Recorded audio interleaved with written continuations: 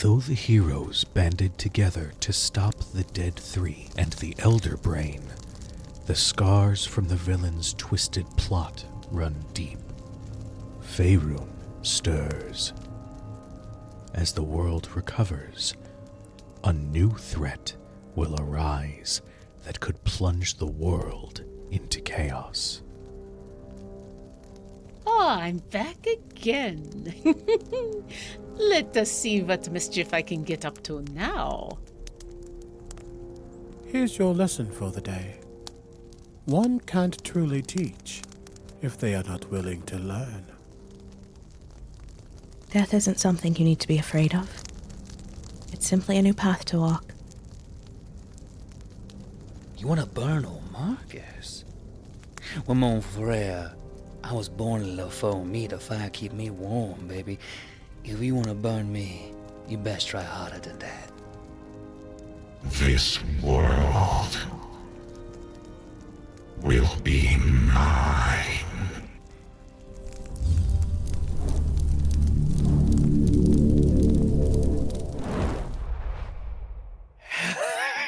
Hello, Internet. Hi, everybody. We definitely weren't mid-conversation. We were like, oh shit, the intro. Hi, everybody. Welcome to Crit Hit Chronicles and Shadows over Baldur's Gate. This is our post-Baldur's Gate 3 inspired spiritual sequel. It's a game. We love it so much. We're experimenting with some consequences that have been left over from the video game. So before we jump into tonight's madness, if you notice down below underneath the portraits, we need to have a quick little story time. Ooh. Tuesday, y'all destroyed the tip goal. So this party gained a level, which is wonderful. Then it came time to decide what the next idea would be for a little tip goal. So I had a devious little thought. If we reach the next tip goal, I'm going to organize a reverse D&D one-shot. Instead of one DM and multiple players, I like toying around with the idea of having multiple DMs with one unfortunate player who has to deal with that chaos, to which I will volunteer as the player, and maybe I can chat with representatives from every show we've had so far to be the group of DMs. There's no way that could be a mess in any sort of way. So I figure it could be fun. Why don't we keep the chaos vibes going? But before we jump into tonight's totally fine, everything's okay session, we have a wonderful cast that we have to reintroduce. So please, my beloved and wonderful, beautiful cast, take it away. Hi, I'm Lauren Urban. You can find all the stuff I'm doing at lauren-urban.com. She, her. I am playing Utazash, who is a chromatic dragonborn. Also she, her, who is a problem child. Not a problem child. Okay, maybe half of a problem child.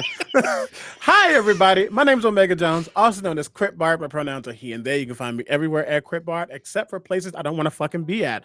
I play Leopold, and I'm very excited to see how things go as things are popping off. Yeah. Popping off. Hi, hello, good evening, folks. You can call me Laura or Tutu, or Laura Tutu. And you can find all of the things that I do at lauratutu.com. My pronouns are she, they, and I will be playing Winifred Fithiak, the Hexblood Celestial Warlock, who is trying to salvage the fustercluck that is the situation that we've just found ourselves in. Wish her luck. Wish her luck, y'all. Good luck. Hello, everyone. I am PJ McGaw. You can find me all over the internet at PJ McGaw. And today I am playing Marcus Hellhammer, tiefling fighter, bare knuckle brawler, tattooist, and an absolute lover and poet. And all of our pronouns are he, him. And today I am here to have an aggressive negotiation with this wizard. And honestly, whatever happens is not my fault. It's his choice. He leads the dialogue. I just take it to its conclusion. One knuckle at a time. I see what you did there. Yeah. Counterspell. Get counterspell a punch. Whoop-ah! It says who? Counterspell, counterspell. Ooh. Sorry, you have to see my counterspell to counterspell mine. When last we left off, our party, having arrived in El Terrell and having made some connections, decided to take up a job, with the reward potentially being a place to stay and access to information as to what is going on in the city that was once residing in the Hells. This job was to retrieve the tithe, if you will, from one wizard that was located in a different part of the city, a wizard named Alabastor. They approached his tower, which looked quite chaotic and very strangely constructed. They made their way through said tower, where they finally had encountered Alabastor, who had another of the soul lanterns that our heroes had discovered back in the city of Baldur's Gate. Unfortunately, this time it had 3 souls within. Utazash had rather bluntly requested that these souls be released, and as Alabastor was explaining that he was trying to deduce the origins of the arcane enchantments, and that while he understood that the souls should be released, Utazash took out her bow and shot him in the chest. Now, Winifred, you have asked for one opportunity to try to de-escalate the situation. Yep. What do you do? As Alabastor stares at the arrow in his chest and now glares with a furious look at Utazash. Oh, God. The thing is, Winifred had been about to speak up when the arrow flew. So there's half a moment of absolute shock. It's the kind of thing where you see it happen and you don't exactly parse out what just happened, and then she sees the blood. And she immediately darts between her party and the wizard and holds her hands out. I swear to God.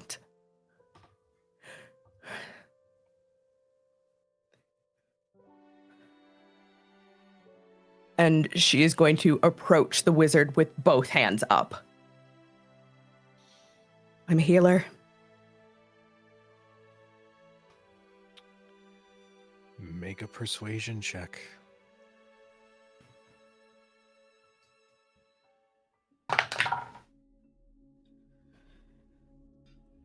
$19.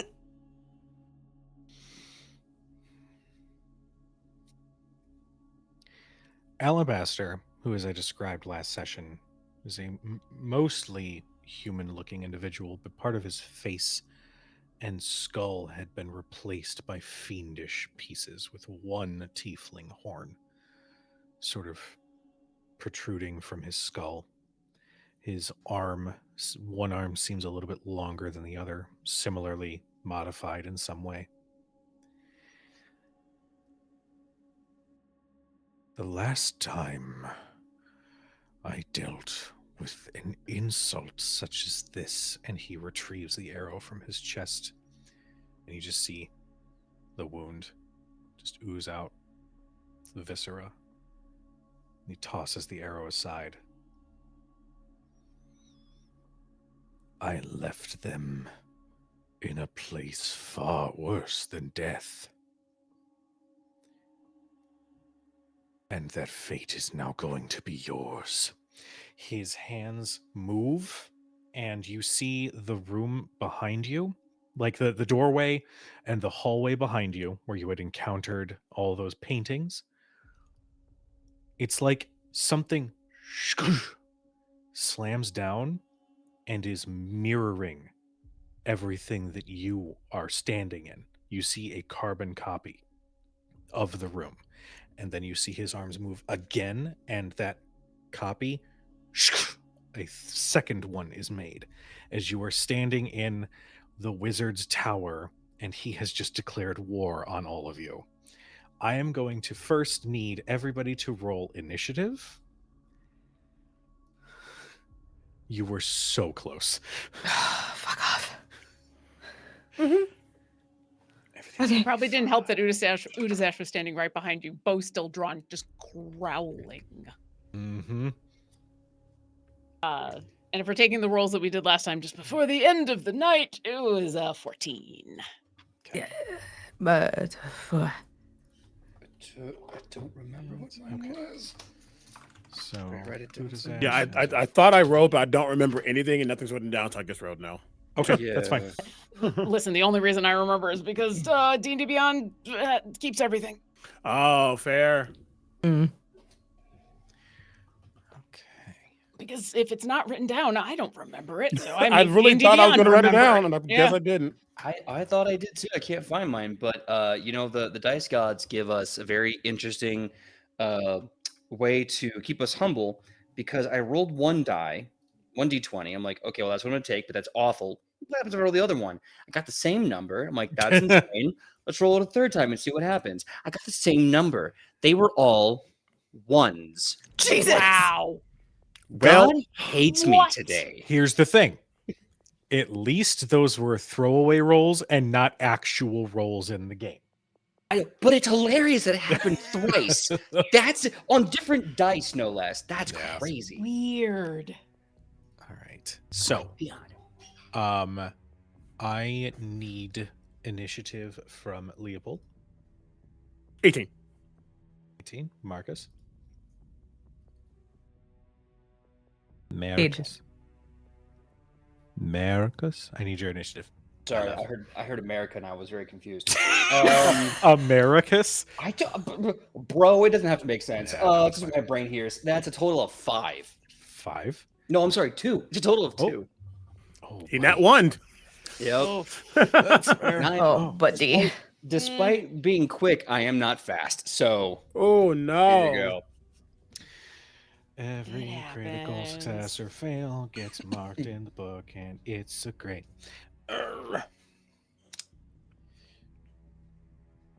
This is bad. This is bad. he is a bad man. I think Leopold is watching what has happened in succession. So from the bow shot to the pleading in a way. And you probably get a couple of emotions off of his face. They are like a sense of what the hell is happening. This is a very jump first group. Also, the black magic can heal. And just a lot of processing, but mostly just now looking back at the wizard. Okay. Winnie, what was your initiative? Nat 20 for 23. Hey! Okay. Balance of the universe. So, now, I'm going to start maps. However, Is the map. there is one more thing. Oh, thank you for the raid, Architects of Fate. I see you. Hey. Welcome in. There's a couple things that need to happen first. I now need everybody at the top of the initiative to roll a d4.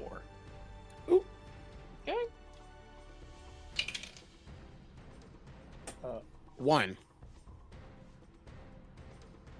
Okay. Did 3 ones and everybody a but 4. me roll 1? 3 1s and a 4. Okay. So, boom. Who rolled the 4? Utazash? I did. Okay. Actually, you guys would have started here because this is the standard.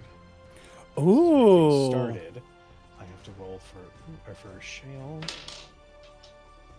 Okay. This is Oh, that's boom. cool. And then everybody else. Okay. Everybody else remains, which is good. So, as these duplicates of the room like sort of set in around you, you can see in these other versions there Alabastor is there as well, but there's something slightly different about the energy in those rooms. And I'm just going to give it to you now so you don't have to spend time on your turn to do it. There's something preventing you from being able to access those other parts. So as you ready yourselves and as these duplicates factor in, you see Shale get sucked into one of those other rooms as she stares down that version of Alabastor. There's one more layer action that has to happen. What? Mhm. Also, do you want to put it on the map overlay? If you have one? Son of a bitch. Nope. I got you. Dang it. I'm also gonna have to step away really quickly to go grab something. You good. Okay, the Red Bull that I've been eating. You good. But yeah. Well, good. Good enough. Okay. I can listen to this Chat's now, gonna see a bunch of stuff. He's and not here that's yet. fine. I'm almost like 2 minutes. All right. So, as combat begins, the air in this tower crisps, and you can just feel the arcane energy that manifests in this room just get a little stronger. Mechanically speaking, all magical spells in all areas are enhanced. If it is a spell attack roll that you're about to roll, you have advantage. If it is a save, your target has disadvantage for this turn. Probably the same applies against us too. Uh-huh. Okay. Interesting.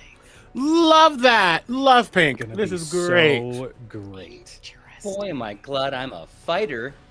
All right. Up first, we have Winnie. I think in Sylvan, she just, damn it, Zash, hops on the broom and straight up. Okay. The room goes up to about like 20, 25 feet or so. Let's call it 15 up. Okay. And then for my action, I'm going to cast Mirror Image. Okay. Thank God I remembered to use fucking mage armor before we left Granny's. And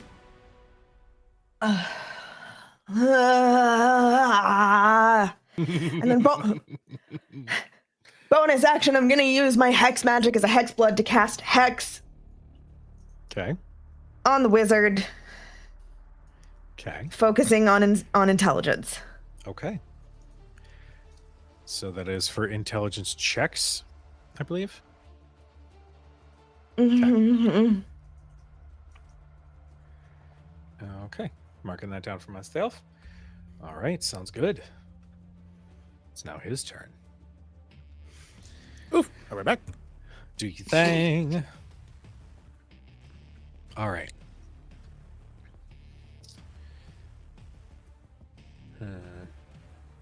What do I want to start with? There's so many toys to play with. We are going to start. Yeah. We are going to start with Maximilian's Earthen Grasp. Utazash, I need you to make a strength saving throw. Okay. And this is going to be a disadvantage because magic. Okay. That's an 8. Okay.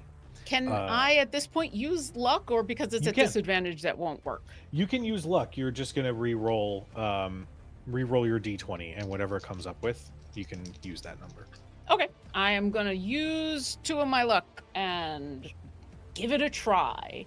Okay. Strength, you said, right? Yep. 15? Unfortunately, a 15 just misses. That's okay. You are going to take 7 points of bludgeoning damage as the stone underneath your feet swirls up almost like it's liquid and locks onto your position. You are going to be restrained while this spell is active. As an action, never mind. You can spend your action to make a strength check against the save DC to try to break out, but as it is, you are currently restrained. Mhm. As that happens, the other Alabastor, smirking, gathers arcane energy and launches a firebolt at Shale. No, he doesn't, because I rolled a 3. Oh, wait, magic. Okay, yeah, no. Firebolt at this level. 3d10. Should have got my d10s out. Laura, I see the updates to your notes. Sorry about that. All right, what I missed? Are we dead? No. Not yet. Utazash is Not yet. restrained for the moment. What did they do? They did Maximilian's earthen grasp. And Sorry. Flip it and reverse it.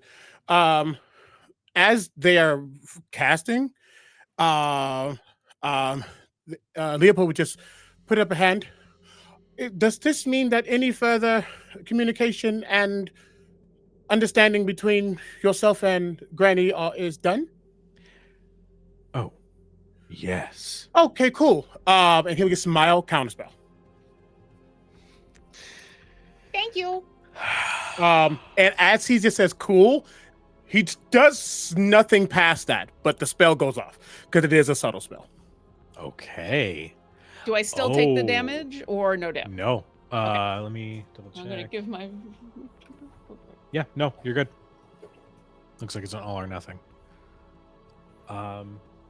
He is going to move 5, 10, 15, 20-ish. Also, if you notice, there's no grid on this map. I trust you guys. We can figure it out. It's not that big of a deal. That's what rulers are for. Yes, exactly. But the other Alabastor hits Shale with a firebolt. It's 14 points of damage to Shale. Ooh, I forgot how low her health was. It's fine. Everything's fine. You hear her shriek in pain as you just watch a gout of flame sort of like move around her form for a moment. With that, because nobody's in this area, we're going to move on to Leopold. It is your turn. Okay. As the his own spell releases and goes forth, he kind of straightens up. Again, he's been kind of playful and a little meek in a way, but he just kind of straightens up just a little bit. He says, "It is quite sad. Grandmother really did enjoy your services, at least until you killed one of our own. And therefore, the price for that is the forfeit of your life or unlife, whatever comes after that." And as he's saying that, you all see like almost like an aura starting to ripple off of him. It's kind of going in and out. It's very subtle, like a heat wave. But you can see one of his eyes begin to glow. He has very mute, like brownish looking eyes, but one begins to glow a almost pale purple pink. And I'm going to use my bonus action to activate my innate sorcery, which means my spell save DC just went up, and I have advantage on all sorcerer spell attacks I make for the next minute. Shit. But then as he does this, I think something like innately happens. He doesn't mean for it to happen. I'm going to roll for who it happens to. Odds will be Utazash. Evens will be Marcus. It is odds. As he's sitting there, his head just turns slightly towards Utazash. And for a moment, you both share a vision. Can you showcase or describe a moment where Utazash was running? Running. Is there a particular emotion that this? No. Okay. Potentially a moment of intensity. I'll say that. Okay. I think considering what just happened recently, I think Leopold sees the moment that she remembers from running from the dragon that was killing her dad. that moment, because that she just got that memory literally a day ago. It's still fresh in her mind because she's been just every once in a while replaying it as though to try to make sure she doesn't forget it. And so that immediately comes back of her just bolting into the forest as this giant white dragon descends on who she believes is her father. Yeah, absolutely. I think for a moment he accidentally keys into that memory and you feel an intrusion. But suddenly as that memory comes forward, you remember it much faster than it actually was. And that energy gets siphoned into what you are now as I subtly cast haste on you. Oh, shit. So that's a +2 to AC. Yep. And an extra action that I could do one more One attack. Mhm. Yep. Okay. And you also have a +2, I think, or advantage on. Let me go check one real quick. I It just was had it. advantage and on I Dex? walked away. Yeah, I'll say the advantage or yeah. Sorry, I went away from it. There we go. Yes, advantage on Dex saves as well. +2 to AC, advantage on Dex saves, and one additional action. One of those can be one attack. Excellent. But when it ends, you'll be incapacitated and have a speed of 0 until the end of next turn. Yeah, that's the. But just for a moment, he just goes, Ah! and you feel yourself suddenly get a lot more intense. That is everything that he takes a step back. Because yes, just gonna do that and just go, yeah. And I will end my turn. Okay. Up next, we have Utazash. Oh, God. I think there's a very quick series of events that happen. She has been just growling and angry. This is probably the angriest any of you have ever seen her. Leopold counterspells this spell, and she starts to give him like the tiniest of nods. And then there's this moment where she remembers, but then she feels faster. And so she just kind of brushes it off as, I guess I needed to remember something so that I could feel better. And yeah, here come a whole bunch of attacks. As a bonus action, I'm going to Hunter's Mark him. Okay. And you know what? Just for funsies, we'll do the first one, Sharpshooter. Okay. So here's the first hit. 19 to hit. 19 will hit. Awesome. I'm just gonna do all 3 attacks and then I'll tally up the damage afterwards. I'll do the second one, Sharpshooter. That's even more. That's a dirty 20 to hit. Yup. And then my hasted one is also a dirty 20 to hit. That hasted one, silvery barbs. As these arrows start to fly out, there's this of energy that gets siphoned out surged out from him, and I will need you to roll again. I did, and I missed, and that is fine. So I'm about to do magical piercing, radiant, and psychic damage. Do you need anything split up? No. Okay. And don't forget to give. I assume you're going to give yourself advantage for your silvery barbs. Yeah. Don't forget it. Yep. Sorry, that sounded really shitty. No. I figure. I just want to make sure because people forget the other part of it a lot. First time each turn because he's my favorite foe, and then that's every attack. So this plus 16, 26, that's 30, 39 damage in total. Okay. Nice. It's a hefty amount.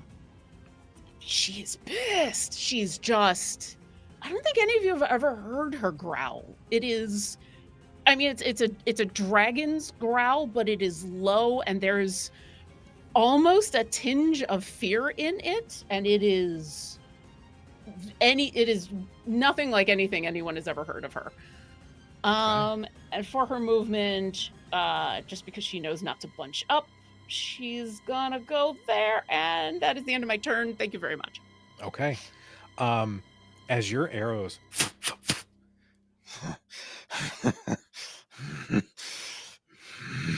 and you can see this mage who's got a wiry frame again grips and slowly pulls out one of the arrows. If it helps, Go ahead. I wasn't going to say something before because the RP Oh, of it it's was like energy, beautiful. right? Yeah, Okay. I don't know if it matters in the long run, but yeah, they are. She doesn't put an arrow into her bow; she just pulls back, and it appears in her I love moon it. I bow. love it. I love it. That's why it's a moon. That's why it's a magical Okay. piercing. We'll omit that from his move, but he'll just say, I have braved the hells. You are nothing but a distraction, little dragon. And yet, I have distracted you, and you are here with me. yeah. All right.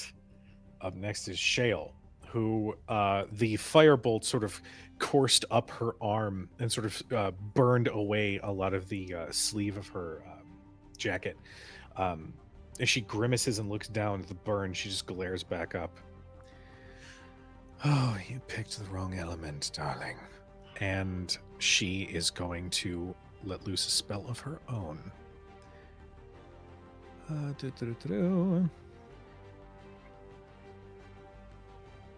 Yeah, that's fair. She is going to start casting a spell as a coil of ice, almost running like a snake down her arm, manifests, and she looses it as she's going to cast Hell's Lash, but with an icy twist, and try to Ooh. target that Alabastor. He does have disadvantage because of the magic of the tower and the chaotic nature of it. So let's see if this works. He is going to succeed, which is unfortunate. Let me see. Did he do it at disadvantage? He did. Gross. Sometimes your bonus be that good. Yeah, that's Yep. unfortunate. Mm. That's a beautiful spell. It sucks that it didn't land. He throws up an arcane shield, and that ice serpent shatters against it as she sort of grimaces and holds her arm. She is going to move about here. And then we come to Marcus. Okay, so I have a few questions before I decide what Marcus is going to do. Number Okay. one, this kind of three divider, Mhm. is there like any doors, or is it just a complete sealed off thing? I'll give it to you. You reach out to put your hand like through, and there's something unseen that repels your hand back. Okay, cool. All right, cool. So I can't like just Kool-Aid Man through it and try to help Shale. Good to know. That was my first You question. can Second certainly question. try. I could always try, but I'd rather do something smart. So Alabastor. You don't want to run into a storm door? I do that too much in real life. Let me have escapism. So Alabastor is looking like a demonic Two-Face, right? Mm-hmm. Red tiefling with the horn on one side and normal Alabastor on the other. Is it safe for me to assume that he is tiefling enough to resist fire like I do? Make a medicine check. Oh, medicine check. Okay.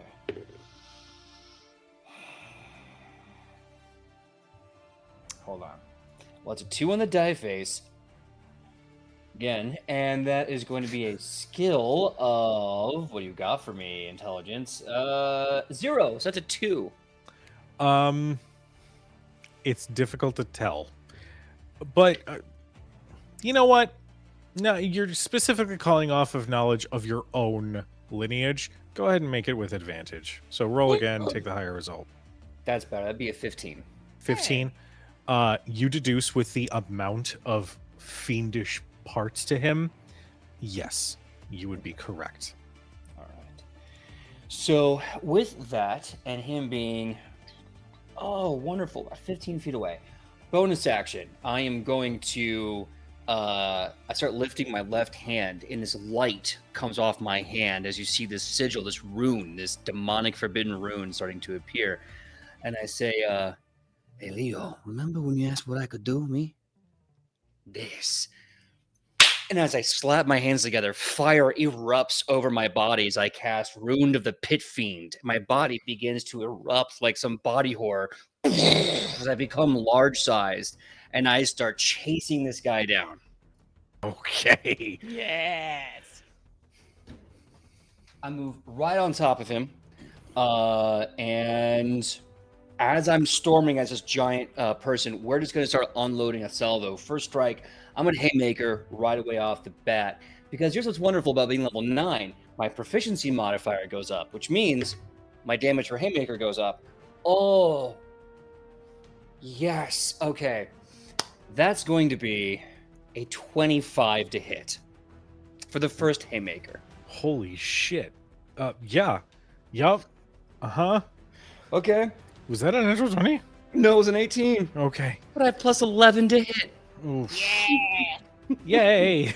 I mean, it's great. We love it. Second Haymaker, and that's going to be at 24 total. So let's see here. Because my proficiency goes up, my Haymaker does more damage, which means it's going to be everything I'm doing plus 8. So let's see. That's going to be... all right. So first hit is going to do... 20. Oh, there's a D6 in there. I forgot about that. Because I'm of big. large size, I'm sure. Mm-hmm. So that's going to be 24 damage for the first punch. Okay, got it. And let's see here. That's going to be 25 for the second punch. Got it. So the first Haymaker, as I'm like massive now, I'm running in with kind of like a ducking uppercut, and once I make contact with that, I'm immediately shifting my entire hips to do this overhand hammer strike, just wham, coming down, a simple bop bop, down up. Okay. He takes those shots, and again, this wiry, lithe mage takes those shots and looks like he's about to fall back, and his form nearly hits the ground before it stops, and he Trivial. that's a shit ton of damage you just laid down on him, though. Yeah. Like, he is shit talking. Cujo is not. Does it look like he's actually taking the damage? Oh or yes, yes. Okay. So Yes. he's shit talking, but He's his still body getting isn't his ass backing up kicked. his words. Yes. Okay. At the top of the initiative, I need everybody to roll a d4. All right.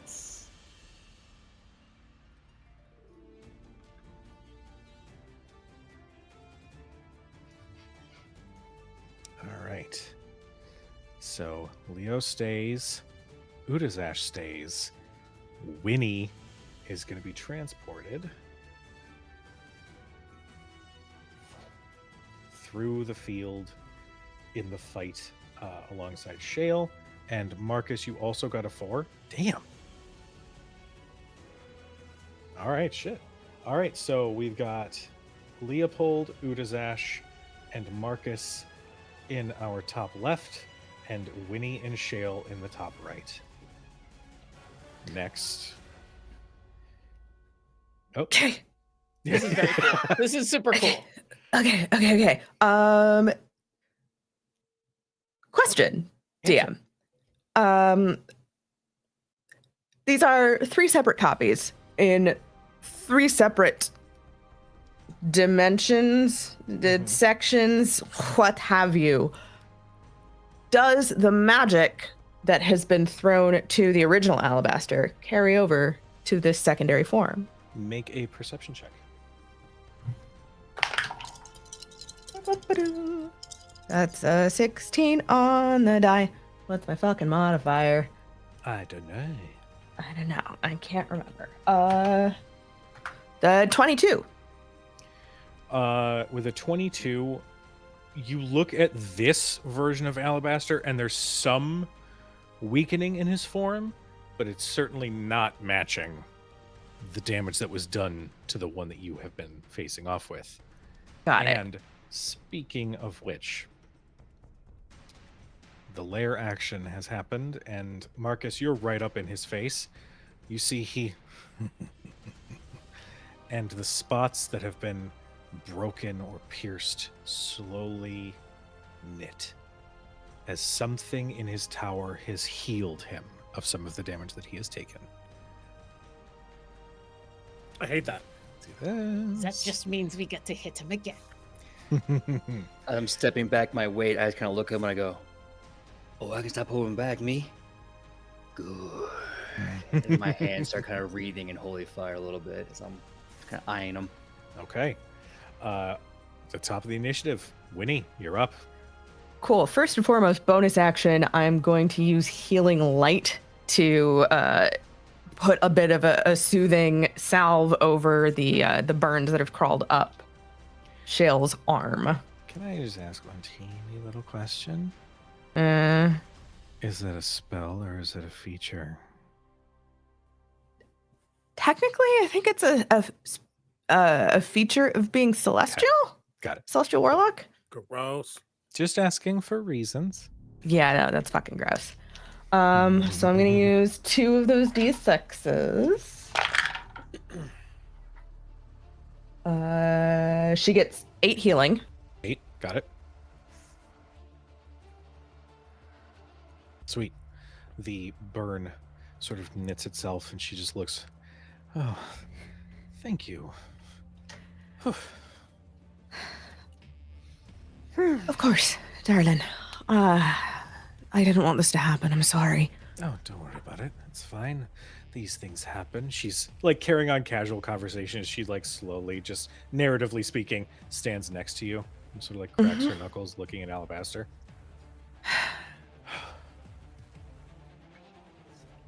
I hate this. And then she swings her arms and pow, pow, Eldritch Blast. Nice. Love it. Love it. Love it. First is a 22 to hit. 22 will hit. Second is a 29 to hit. Second is a Jesus. 29 will hit. Sounds like a country song. Second is Second Jesus. is a Jesus. But it's like written by AI, so it's not good. Yeah. Yikes. It's written by AI, which has the same substance that a LaCroix does flavor. First strike is 7 points force damage with a single point of necrotic. Well, actually, no. Is Hex actually on this version of Alabastor?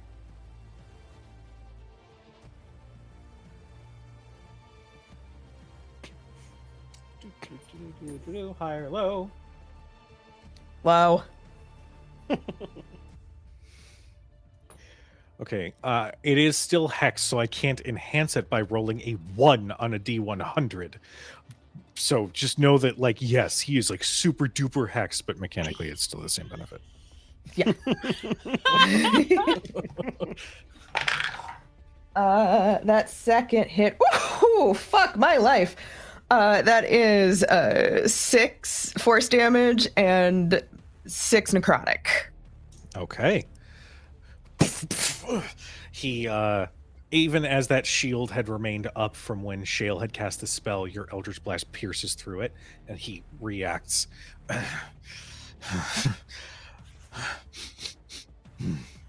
Oh, I haven't sensed this kind of energy in some time.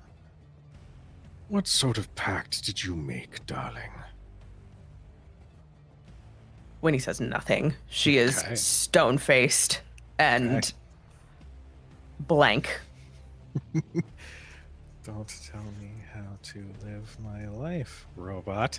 Hi, robot. We love you. Okay.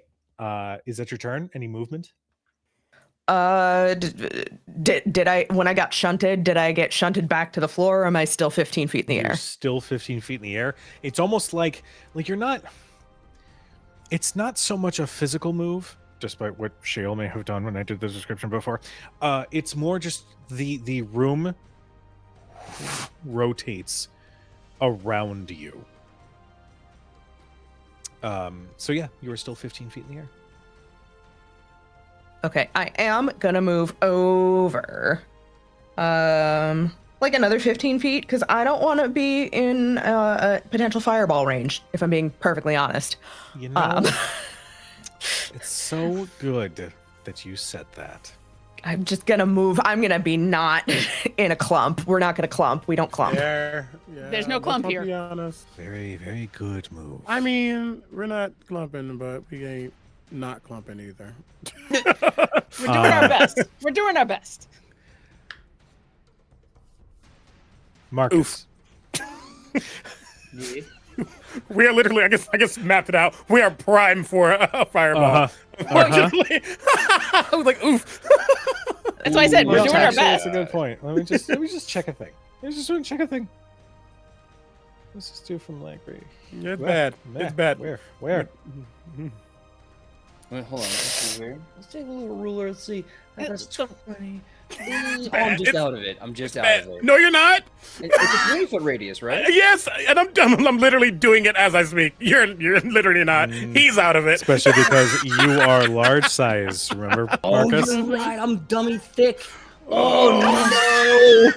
Listen, I'm dummy thick as wild. he did not ask how big the room was. He just wanted to cast fireball and made the room the right size for it. I can respect that. Here's the thing. I'm a tiefling, right? So I have resistance to fire, which means you can only make my ass so hot. It's already pretty toasty. It's just getting a little hotter. That's all. Stop. Okay, I am going to need dexterity saving throws from Marcus, from Utazash, and All from right. Leopold. However, not from Winnie or Shale. I have advantage because I am hasted. I don't. We have disadvantage because we're. Oh no! No, actually, that effect, that Yes. magical effect that was there before, has now worn off. So it is only for that round when that effect I triggers. was hoping to take advantage of that. How do you like a 10? I like it a lot. But as much as I like it, it's not. What if it was?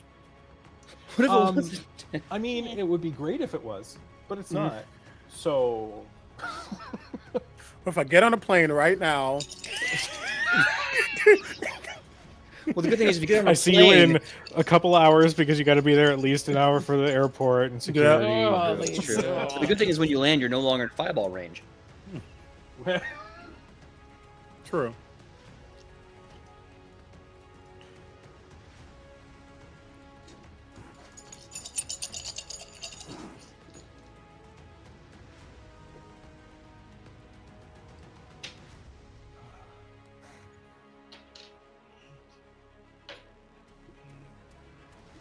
Okay. Utazash, what did you get for your dex? I only got a 16, and I had to use 2 of my luck points to even get there. That is going to be a success. Oh, okay. Marcus, what did you get? I'm getting that. I need to use some luck points. Hold on. And if you fail, you get 1 luck point, correct? Yes. Yes. Great. Cool. Thank you for the luck. We love it. Okay. Got you. I have 4, so I'm going to spend 2 to reroll. That is exactly what I needed. 1 more. I am now at a 16 as well. Okay. For those who got a 16, you're going to take 24 points of fire damage. Marcus, for you, because I believe you are resistant, that is reduced down to 12. Mm-hmm. Leopold. My darling Leopold. That is 48 points of fire damage. As a fireball explodes in the room in between the 3 of you. I have a question for Leopold. What is your max HP? 55? Okay, so you're still up. I took a little damage from the explodey things. Oh. Okay. 2. Peace. Okay. I did use my reaction to cast Absorb Elements, Okay. and take 6 off of that. But that's a melee attack. 40. So, yeah. Hold on. Just Math. for, if we were to quantify the power of that fireball, that was a 6th level. That was beefy. I would have had to get a natural 20 or a 19 to keep my haste up. Haste is gone. Okay. Yeah. Hmm. All right. Which means I'm doing nothing this turn. Hold on. With that in mind, after the explosion and everything settles, Winnie, you hear the and you look and see that fire threatening to swallow you whole before it like rides up this invisible energy. But you see it settle and see your friends who took some damage from that one. As you are thinking about that, the other Alabastor is going to conjure up another arcane spell and surges it towards Winnie. I need you to make an intelligence saving throw. Or counterspell. You could counterspell. You want counterspell? Yep. Okay. And that's a 5th level, because that's automatically 5th level. You see this violet, almost pinkish energy surge out of his hand, almost like he's waterbending, like that same sort of movement. And before it can get to you, you watch as it sort of dissipates in front of you. Good. No. Good. With that, we come to Leopold.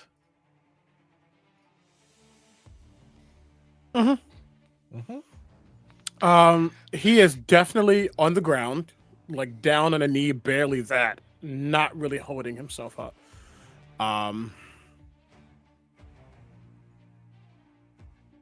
There is 0 way. I'm just gonna leave it to a roll, and it's gonna be a disadvantage. Nope. Okay. Yeah, that's 0 way. You can see this boy, he's young, starting to like tremble in a way. It's not fear, but there's a level of I am way out of my element. Not truly being able to handle what's going on, spiritually, emotionally, more importantly, physically. As you all see his form shimmer in and out. Not in and out, but you see it shimmer and shift. And that haze is getting a much more dramatic, almost glitchy in a way. Not as like jaunty, but very much like you're seeing different almost realities in a way. But what you see remain is no longer a boy with dark skin and brown eyes and this very youthful appearance. What you see is a slightly elongated form with purple skin, pink eyes, and these tentacle-like figures shifting off of their body. And they whisper in a language that is foreign to them and yet unfortunately very apparent as they speak in deep speech, saying, "Father, I need you. I'm going to cast Summon Aberration."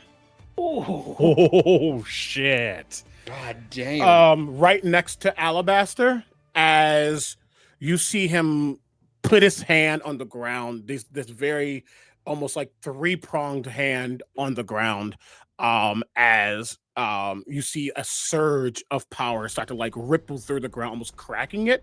And as a crack opens up right next to Alabastor, you see this purplish energy start to form. And you see rising from that is another Illithid. Or a Mind Flayer spirit. That's what it actually is. Oh God. Was not expecting that one. He's almost dead.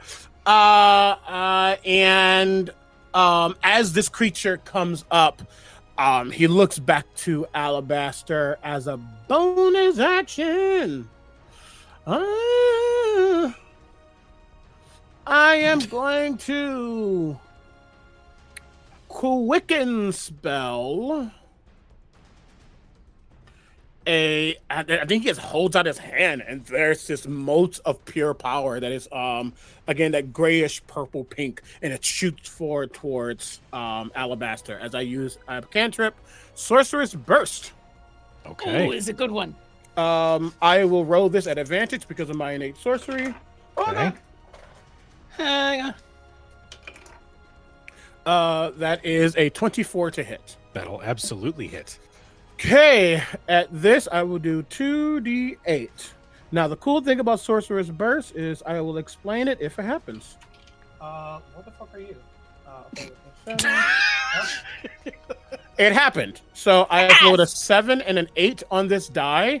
If I roll the maximum dice of any of them, I get to re-roll that dice. And I can do that. It explodes. I can do that a number of times. I believe equal to. Where is it? I rolled another d8 as a damage. Nope. I guess that happens once. Okay. That's another 5. So 20 points of psychic damage. Damn. Sorcerer's Burst is so much fun. Shit. Let's go. The blast, like it's not a physical effect, but you watch his head snap back and blood start to pour from his nose. Gnomes. He looks up at you in your new form. Abomination. The spirit that is next to him, which, funnily enough, does have speeches, looks over and its mind says, "How's this for an abomination?" And it's going to strike. Okay. I'm so excited about this. It gets a bonus equal to my spellcasting modifier, so it's literally my stuff. Okay. This is an epic Leopold reveal. I'm so happy. That is a 22 to hit for the first attack. Yep, that'll hit. The second attack will be my tire. So that's going to be. Oh no! That would be 7 plus 6, 13 points of damage. Sorry. Before the 13 points of damage, technically it's the start of its turn. It is innately emitting this very strong psionic force. You're feeling it like waves just do-doom, do-doom, do-doom. It, and unfortunately Marcus, need to make wisdom saving throws. Okay.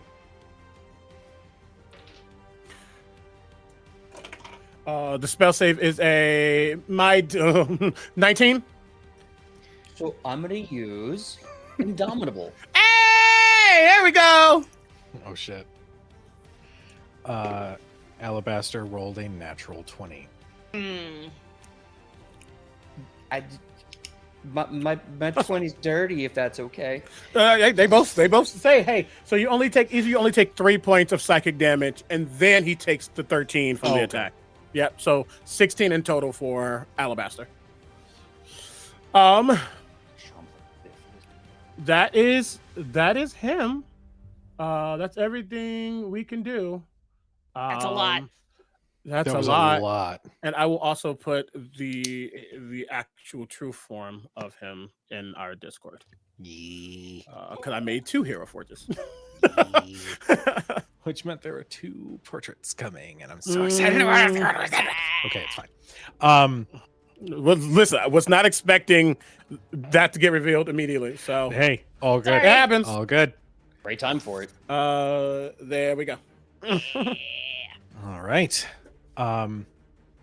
He feels that latent psychic energy, and he just my head. I'm so excited. Then also Leopold just like ground. He's still at 2 hit points. Oh shit. All right. Utazash, we come to you. So I am incapacitated because haste got dropped. This is true. So there's basically nothing I can do, but for flavor, as all this happens to Leopold, she watches this and her eyes get a little wider, and you see like what her friends would recognize as the awestruck, I just saw something I haven't seen in a long time grin, except she's incapacitated, so it's just like a and also, if you'll allow it, she will try to lock eyes with Leopold, and she's reaching for something in her bag, and you can see the beginnings of a healing potion. But obviously she can't do anything at this moment.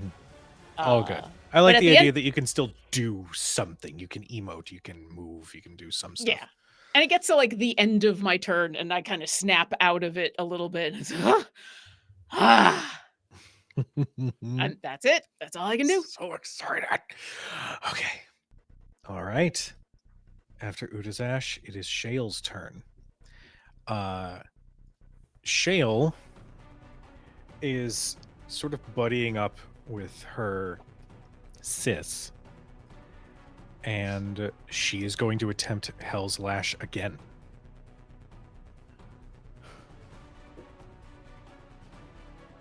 That is a 9. So I have to roll some damage. Nice.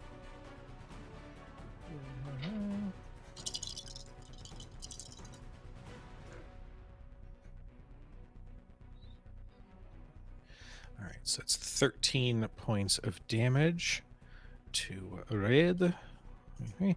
And Winnie, you watch as like you let loose those bolts.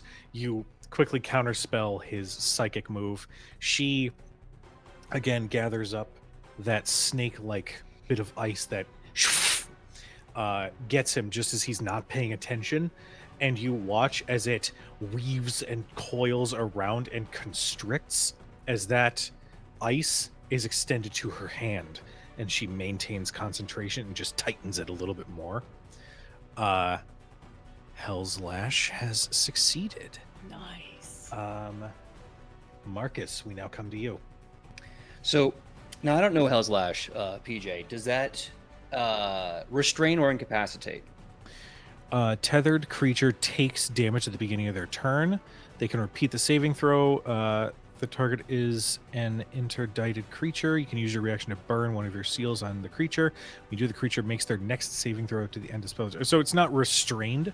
It is just it's constantly taking damage from the the energy around it. Good. Well, in that case, let's restrain him. So as I'm in this fighting stance, you see my hands start to gesticulate as I open up my hands, and you see the rune of Phlegethos in hell start to form. I wrap it around my fist as I draw it back, and I say to him, "Oh, you breathe the hell? Oh, great job, mon frere. I'm from there. We don't know you." And I come at him with this giant haymaker. As his hand plummets forward, bonus action, you see rippling blood and flesh from the back of my hand is the very rune of Zarael herself, that cursed rune. And I slam it into his head with a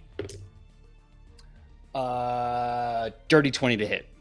The dirtiest of 20s will hit. Okay. So it's going to be that for this, that for that, that for that. I'm getting an extra d6. I'll just take another d8 and I'll reroll it if it's above Let me 6. get on Okay. a flight, and I'll bring one over. Okay. Well, then when I land, you get to take this much damage. I mean, we might as well just all meet in the airport and play in the airport at this point. I mean, that would be a pretty cool way to pass the time while waiting for a flight. Just saying.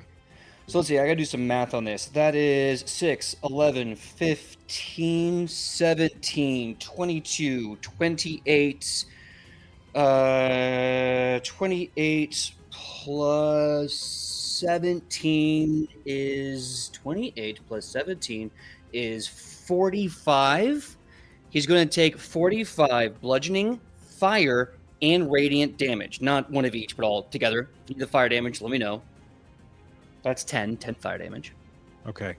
Now, real quick, you said Mhm. 45. Was that total, or was the fire damage reduced at all? Total. Let me pull it apart. So no, that's okay. So it's 40 then, because he's got resistance to fire. Perfect. So 40 Jesus. damage, and he has to make a strength saving throw. And I'm assuming this man does not do push-ups. I mean, he's been tanking our damage, so you never know. Hey, being hardy and being strong are not the same. Fair. Well, I will have you know Mhm. he rolled a 4. Congratulations. This is the first time I actually get to activate this. The Fire Rune. When I hit a creature with an attack using a weapon, I can invoke the rune to summon fiery shackles. They take extra 2d6 fire damage. We've been doing that as usual. However, they, on a fail of a 15 DC strength save, they're restrained for 1 minute. Oh, shit. And they take ongoing 2d6 fire damage at the start of each of its turns, only allowing another save at the end of their turn. So, bang, he's restrained. That's one attack. My hand, with like these bleeding golden wings and burning fire, I wrap the chain in my hand. I pull him close, and I say, "Now you got 3 chances. You to answer one simple question. That's some good math, yeah? Who did you make this pact with?" You must have met him in the hallway on your way in. Now I was gonna punish you by punching you upside your head, but you know what? I'm gonna do that for me. And I'm just gonna crack him with another haymaker. With advantage because he's restrained. Yeah. My one job. Hit things. And be pretty. My charisma is only a 12. Okay, so that's not going to be great, but that's going to be... See, that's a haymaker, then that is... Oh, I actually didn't tell you how much I rolled. Let's see, 14 on okay, that's going to be 21 to hit. Oh, buddy, with a 21, you rear back and you watch an arcane shield emits immediately in front of him, and your No, it fist- doesn't. Fuck you. I hate that it's subtle. I hate that it's subtle because he has it too, and I can't do anything. Look, just wait, because I also have nopes, but they're based on attack rolls, not saving throws. That's how I know. Okay. Yeah, Yeah, you just look over and just see his head like look up a little bit and just okay. I need to. Okay. Oh, this is cozy. I love it. Just pulling back, about to stop, sees that. I'm like, Leopold, when you wake up, I'm buying you a drink. You. Yeah. I also like the idea, just like an alternate version. He's like, shield emits like in front of him, and it's like somewhat translucent, but just before your fist hits, the shield drops. And it's like, So that's exactly what I'm gonna say. I think the shield goes forward, and as Marcus's punch is going through, as it connects, Marcus's hand suddenly has psionic energy over it, and it breaks through the shield. Yeah. that's Right through it. I love that. That's love amazing. that. Delicious. That's Yes. fucking So cool. now, Dungeon Master, I Yes. did say he had 3 chances to answer my questions. How badly damaged does he look? He's looking pretty rough. Good. Is it Action AS surge. time? Yeah, buddy. Action surge, baby. You just got the first one. It's time for the bunches of punches. So I'm going to lean back again with another punch and look him in the eye and say, and then shout, renounce your master, or I will kill you anyway. Oh, I'm just going to face it. Hold on. I got to think about this tactically. Marcus is smarter than me. I like the Yeah, idea that okay. this is actually happening, and he's like, "What? That doesn't. I don't Yeah, no, understand. I'm like, That doesn't, oh, this there's no week incentive." autism makes him bad at communication. Let me try that again. Okay, so I say, renounce him, or I'm gonna rip your horn off and drink from it at the bar. Damn. And that's going to be a 25 to hit.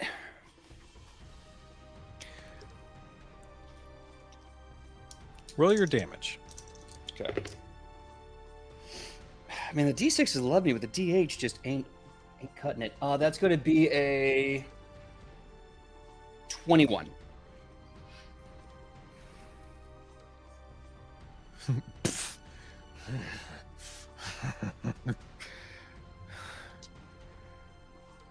You belong down there in hell, and I will see you there myself. When that happens, as my left hand is holding the chain of burning snakes from Flagethiths, and my hand is cocked back, what was once pure technique and power starts to sink into something different.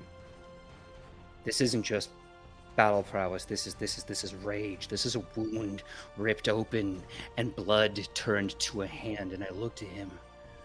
In an infernal, I say to him, I'm never going back there.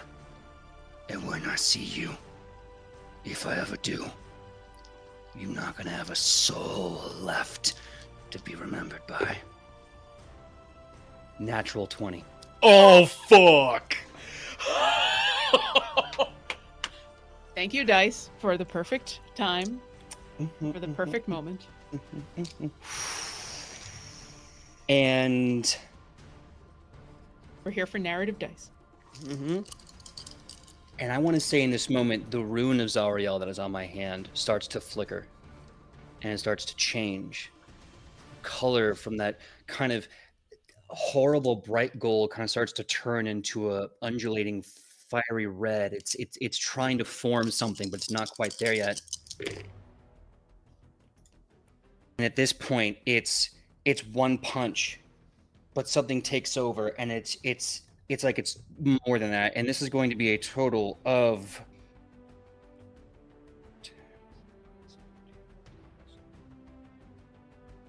30 bludgeoning damage. Your arm goes through. Like, straight through. The mage tower, the layer effects all fade. You are all once again in one location.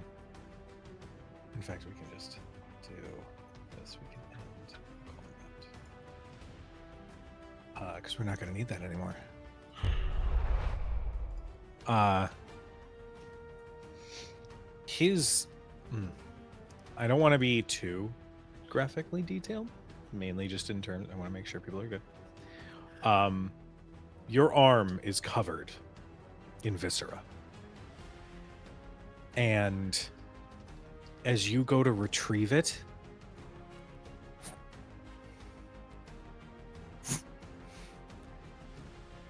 you feel something in that viscera grip.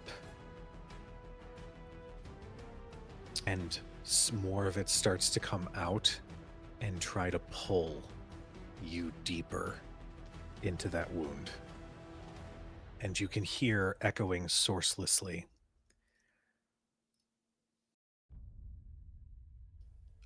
My dear Marcus, now. You've taken a toy from me, so I seek a new one. I will make you a different offer. You bind yourself to me, superseding the arrangement with your previous master, and I let you keep your arm. what are the rest of you doing? At this point, we have dropped out of combat. Okay. Whew. Yeah. Okay. Fuck. Yeah. Utazash is going to continue the movement that she was trying to do and pull out a healing potion and go up to Leopold and hand it to him and go, that was amazing. Here, you're going to need this. And then I think at that point, maybe I noticed Marcus is still like struggling with a body. Yeah. Okay. So the for lack of a better descriptor, Marcus's fist is just attached into the corpse's face. Cool. Can I cast Guiding Bolt on the corpse? You yes, you can. There's something about how casual that sentence came out of Laura was great. Actually, wait, no, I'm sorry. Not Guiding Bolt. Sacred Flame. Yes. Because Yes, you it's can. an inanimate object, so I'm assuming it's going to automatically fail the dex save.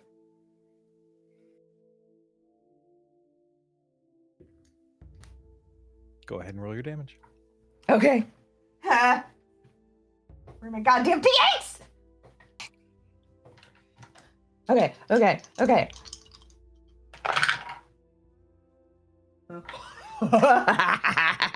Eat a dick. Undead motherfucker. That is 15 points of radiant damage. I also have radiant soul. Which means, what does that mean? I don't remember what that means. I'm panicking right now. You're good. No panic. All cool. It's fine. Just when I cast a spell that deals radiant damage or fire damage, I can add 5 to... I add another 5 radiant damage. Okay. The body is wreathed in this radiant flame and starts to, it starts to crawl up its entire form, but it's still holding on. You did a lot of damage, but it's got a little bit left. What does Marcus look like? And one, I just want to make sure no one else heard what we heard with Marcus, correct? Correct. Okay. What does Marcus look? Does he look stuck? Does he seem like what is the vibe? I would imagine Marcus would get that moment of realization, attempt to pull, and I mean, when you're a boxer, your whole body is the weapon. So every movement I'm doing, it is telegraphing that I cannot rip my hand out of his head. I think seeing how strong he is and seeing that he can't break something that is seemingly up his wheelhouse, I think for a moment he hasn't really realized what's happening to himself. He's just focusing on, or at least trying to be as focused as he can with 2 hit points, that he is focusing on the group around. And he sees Utazash run over, but I think his gaze looks over to Marcus. And he just weakly raises a hand and begins to literally tighten. And as he does, everyone's going to hear it, but it's to Marcus. Suddenly there is a knock on you recognize this, Lauren? Suddenly there's a knock on everyone's door, like everyone's head. And Hello? Marcus just says, Marcus, in your mind, focus to you. Everyone hears it to you, Marcus. What are words? He says, let this through. And as he's holding out, I'm going to cast telekinesis to try to grip Marcus back. It's a strength saving throw, and you're good at strength. He knows that you're strong, so which is why he said, let it happen, because you probably will succeed. Question, and this is not me attempting to be a rules lawyer. I love it. Marcus is technically large size right now. Will that still go off? You can try to move a huge or a smaller creature. There you go. All right, cool. Or object. Okay. So yeah. And I'm attempting to try to pull him back from whatever is there. Marcus? To help maybe his save be better. I don't know what it is, but you can feel your body suddenly not lock up in a way, but you just feel like that aura that was emanating around him emanates around you, and you just feel a grip starting to pull you back. Right. And Okay. Yeah. Sorry, I didn't mean to step on your toes. No, you're good. I was just saying, and as he does that, you see the spirit that he formed shimmers out of existence. Question for Marcus. Do you accept the telekinesis? I do, but I want to say something to him first. Sure, yeah. Who speaks in Infernal? Okay. So, in a language that unfortunately no one here speaks, I say to him, there's one thing I learned, me, there's always a bigger fish. And I call upon his name. The father of all, bottom of the ninth. Falling from Elysium himself, I call upon Asmodeus. Mark me as your champion, and I shall give you one hell. So long as I never, and none of me and mine ever, go back there. I will kill Zariel. I will slaughter Tiamat. I will do everything in your name so long as you leave me and mine alone.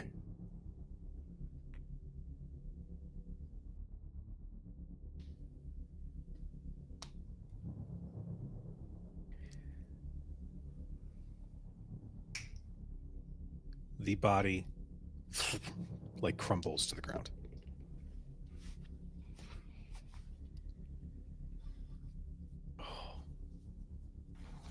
Okay. Oh God. Oh, Okay. Okay. For Okay. those in chat, I just want to reiterate something. This is my first time running an official wizard setting. And I'm sure Asmodeus has one form that we all know and love him as. But I'm going to explain something a little bit different. Something that comes to mind when I think of Asmodeus in this moment. you're the DM. What you say goes.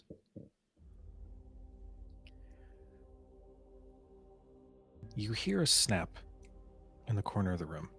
Everybody. And you look, and in the shadow right next to the window, you see burning white eyes peering out from the shadows. It's a humanoid form, but it's not right. There's a long, dark hair that goes all the way down to right about the waist. You can see just a little bit in the shadow, ashen white skin that almost looks like cracked porcelain. You can see simple and singed robes.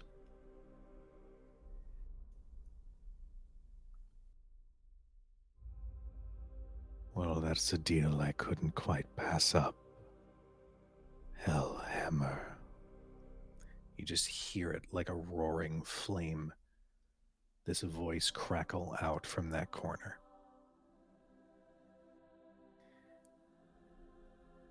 And he steps forward into the light. And that cracked, ashen gray skin, as he steps into the light coming in from one of the windows, quite literally is cracked. And in each of those cracks, there is this black, ichor-like substance that exists underneath.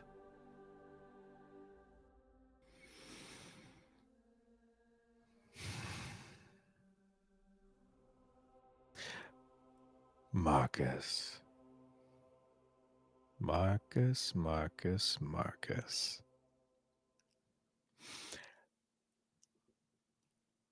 I mean, you could have just said my name and I would have been listening, but now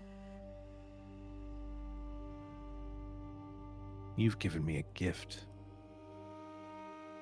I thank you.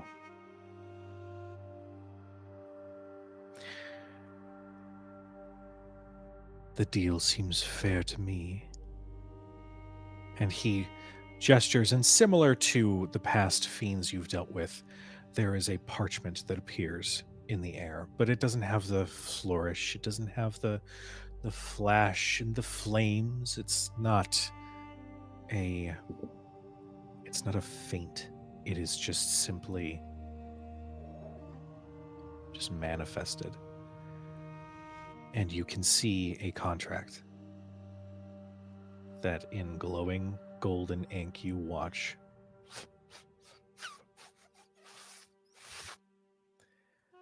Marcus Hellhammer's name be written at the bottom.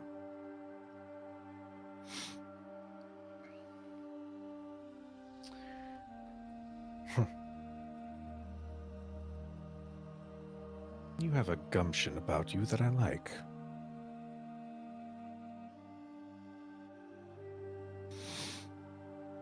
We'll be in contact, but for now, rest assured, Alabastor the Mad Mage has been dealt with. And Raphael? Will never touch you. Me and mine. I said that clear as crystal, me. You did. They are safe from him as well. And all the powers of hell and the hellhounds in it. Of course. Asmodeus. Last time I made a deal, I wasn't able to read. Zariel did a lot of terrible things to me, but the worst she ever did was refuse to let me learn how to read, and I signed a contract I could not understand. Will you give me 1 day to read this contract, since I can finally do that for myself? Make a persuasion check. What are the rest of you doing as this individual who Marcus has addressed as Asmodeus stands before you? Is he speaking in common, first of all? Thank you. That was my question. Infernal. I am speaking in the local dialect. He speaks, and you can hear common, infernal, abyssal, deep speech. You hear it echo out in every language, just for you all in the room to be able to hear. The only language that it isn't spoken in would be celestial. Of course not. He was speaking in deep speech? Mm-hmm. Interesting. Yeah. Terrifying. Okay, Yeah. okay. But we can see we can see this person. Mm-hmm. We can see the contract, or is it something that is only visible to Marcus? I will say that that is only visible to Marcus. Okay. Things in the hells are tricky. Things that like to make contracts are tricky. Are we sure this is Asmodeus? Make an insight check. Hit. That's what I'm good at, baby. I'm gonna be so real. Leo's at 2 8 points in the dream. He has not drinking the potion yet. He used the last of his strength to try to bring Marcus out. Also, he is an illithid on the ground. He is not looking at this. He is, for lack of a better word, passed out. Just Okay. for he's That's fair. incapacitated, Yeah. but he's passed out. I think Utazash is next to him, like watching all of this happen, and partially like keeping an eye on Leopold because this creature looks real hurt and they helped us, so friend. But also there's that weird recognition of I had to do something just like a few seconds ago, and Marcus has to do something now, and I don't understand what's going on, but I'm going to wait. Okay. Winnie. 22 insight.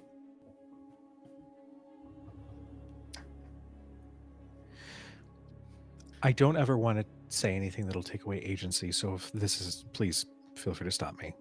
You want to cling to the idea that the creatures from below are tricksy and sometimes appear as something else in order to get what they want. You want so desperately for that to be the case. But you look at this individual and your heart sinks, because this is no trick.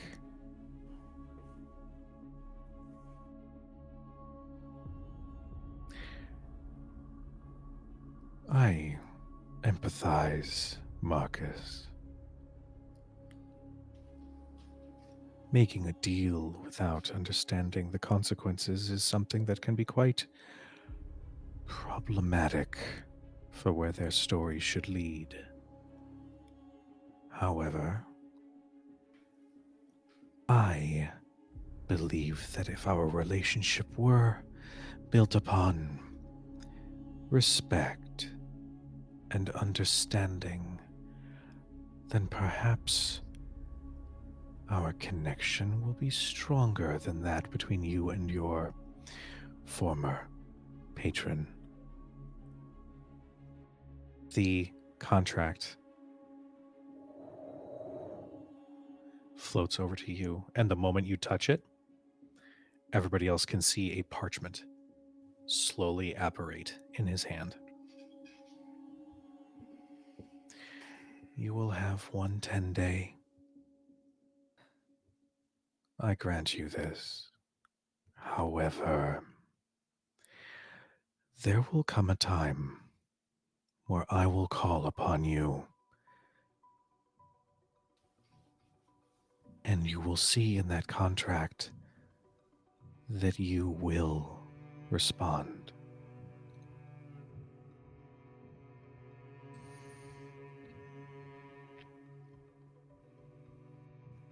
Asmodeus, I'm a soldier, me.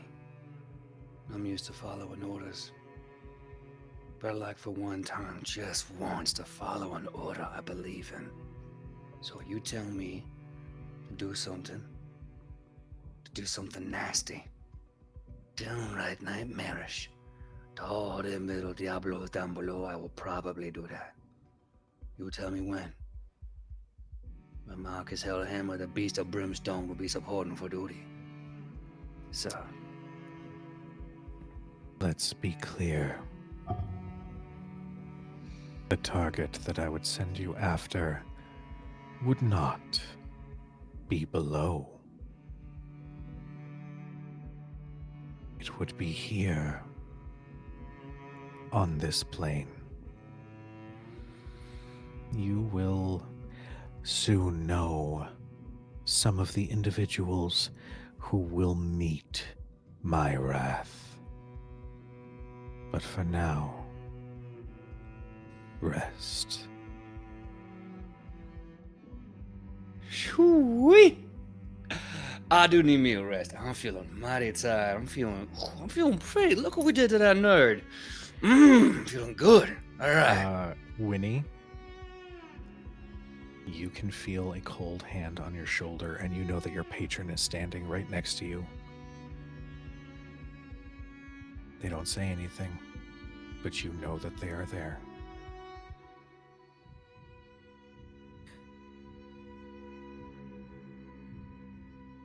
She doesn't say it out loud,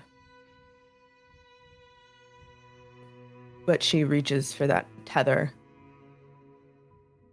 the bridge between this world and the veil, the bridge that allows her to walk between worlds.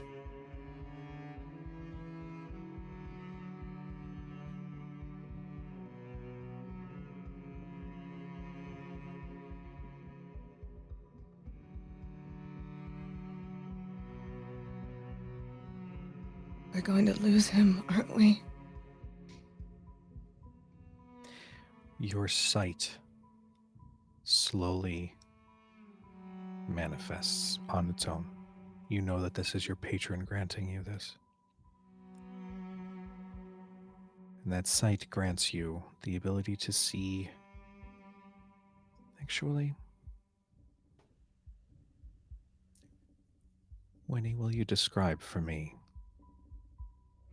the sight?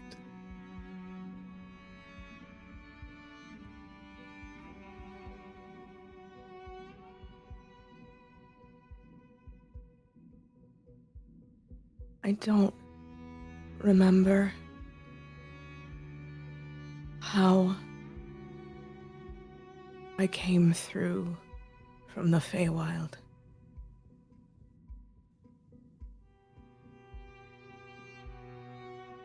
But I remember blood and torment.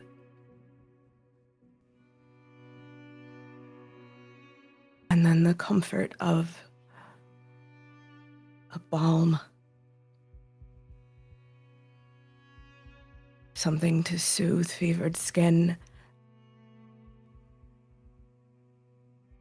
And I let that feeling wash over me as I push through the veil.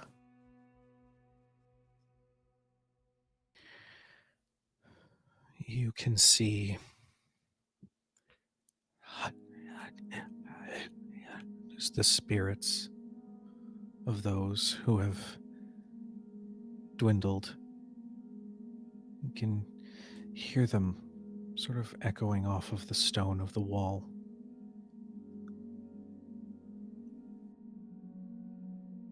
And you see a tether between Asmodeus and his chest that manifests like a deep, black, oppressive chain that extends out. And you watch as it connects, slowly, link by link, to Marcus's heart.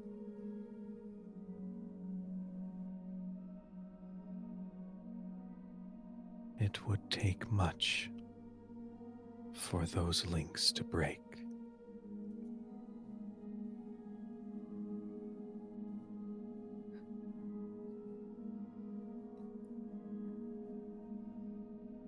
But chains can be broken. You, for the first time, hear your patron sigh.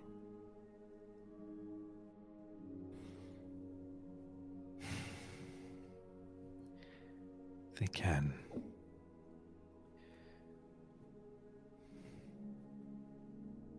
But this chain is quite strong, Winnie. It will take a lot to sever that tether. But is possible.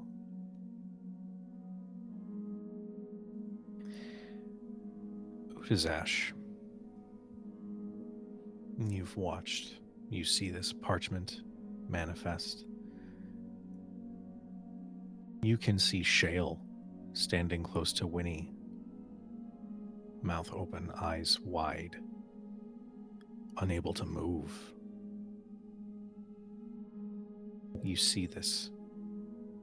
You can hear Asmodeus' words. What do you do? This is for Marcus. He makes his own decisions. I don't exactly understand. Why here? Why now? But I know he was very, very upset with his before. And so maybe his after will be better. But this is not something for me. I can only assist when it is time to do something for him. And I think she's taking it all in, and there's a little bit of that muted, I've never seen Asmodeus before. I've never seen a contract actually be like, all of this is new, and part of her is excited to be here to witness something so momentous and to see a creature so powerful. But there's also a bit of a muted, this is serious, and this is maybe not even a good thing. And so, yeah, I think she just stays next to Leopold, kind of moving the bottle a little bit closer, noticing that he hasn't taken it, just to make sure that he sees it. But, like, more just waiting for these decisions to be made, because this is not for me. But I will be here when it is over. Leo, you have stated that you are, for all intents and purposes, passed out, but I want to make sure you have agency as well in this. Is there anything that you'd like to do or say before I turn back to Marcus? Okay. There is the circumstances before this happened means that he is out for this. Marcus. Asmodeus steps closer. And as he does, you can't help but feel your skin get goosebumps. As he steps right in front of you.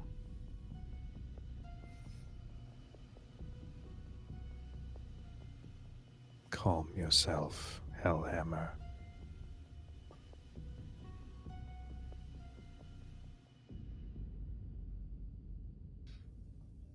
I'm cool as ice. What else do you need me?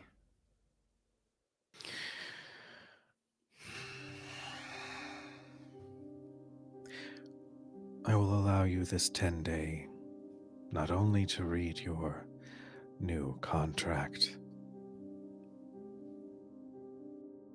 but also to prepare. You will receive my blessing at the end of this 10-day. And for those who have operated in my employ in the past, some have not withstood the weight of that well. So, you have this 10-day as you are to enjoy yourself as you see fit. But know that when my blessing arrives, it might break you. Marcus, his head's been up the whole time, him just smiling ear to ear. And when he says that, Marcus dips his head a little bit, gets close, very close, and whispers into Asmodeus' ear, Laissez les bon temps rouler. Let the good times roll. Slowly kind of steps back. Asmodeus gives a nod and steps back into those shadows, and you watch those white, fiery eyes slowly disappear in the shadows of the corner of the room. Once the room is empty, I think Marcus is gonna stretch and extend his hands almost like he's appealing to an imaginary crowd, him like he's talking back to the arena when he was just a little idiot, just a little beaten down, unfortunate hero. And as he's stretching and looking around at an empty ceiling, smiles on his face. Job well done us. I think we deserve a little break. Now, who wants to go and have a drink? And he stops as he looks over at Winifred and Shale. That smile kind of, eyes are still smiling, but the mouth droops. I can feel a crossroad growing between us at that moment. And inside me, I feel like there's two Marcuses, one who just looks at you, and the other who already misses you deeply.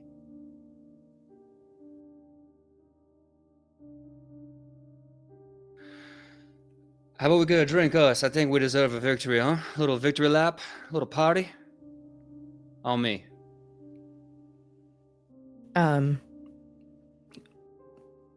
Winnie's gonna walk over to Leopold.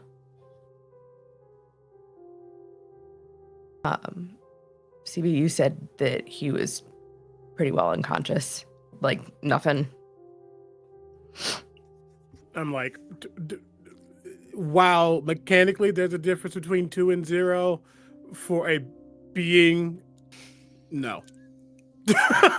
Like, he's just out.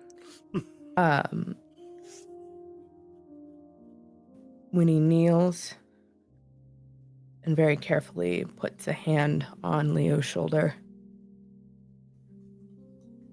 And we're gonna do... How many have I got left?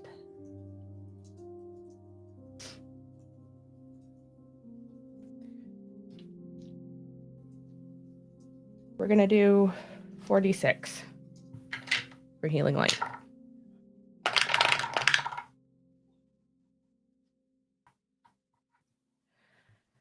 For 13 healing.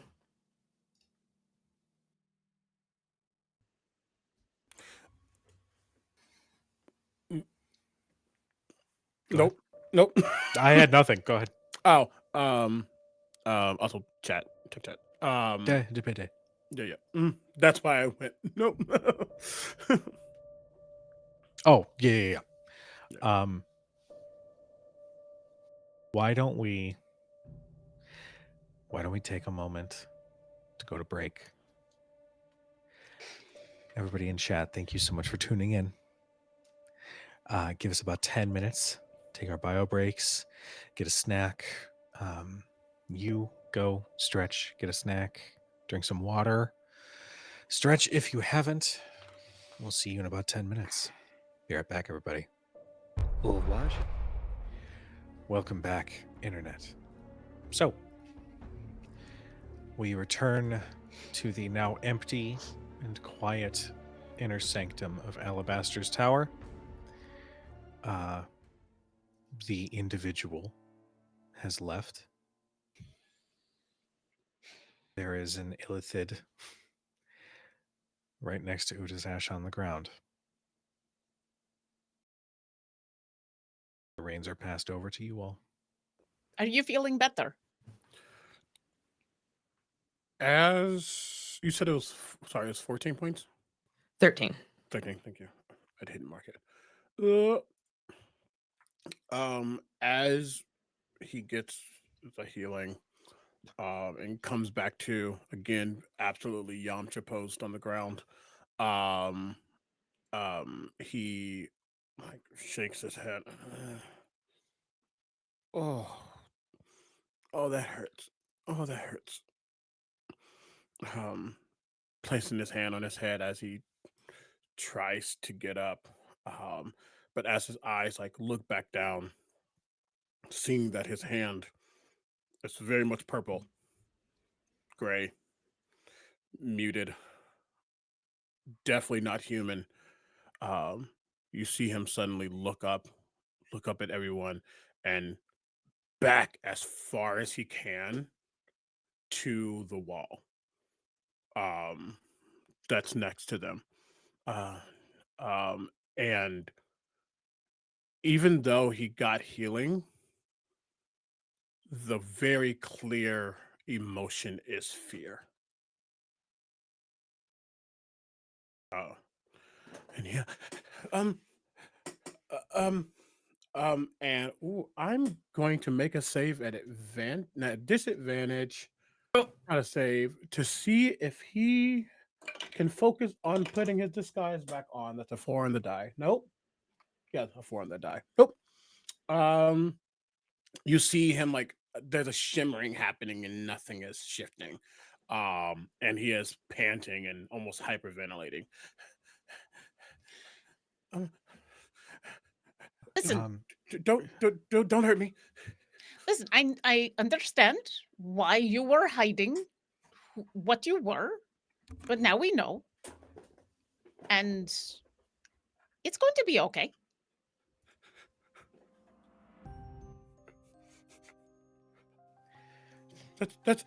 That's what they said before.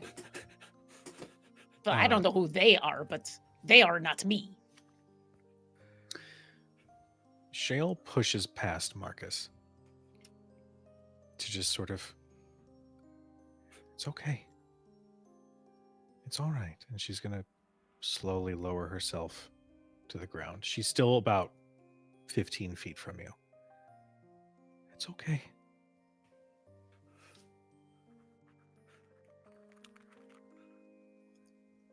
All right.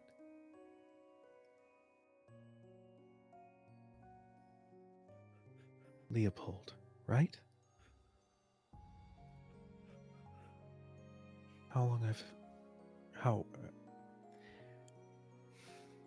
When did...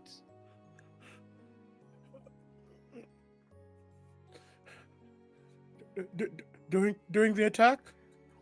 Okay. I'm not bad. No, we know. We know. It's okay. It's okay. I know you're not bad. I know you're not.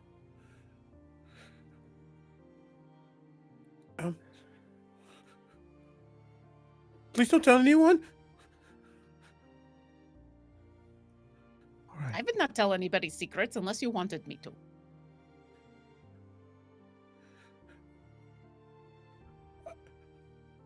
I didn't know where to go, so I ran. You ran all the way from Baldur's Gate.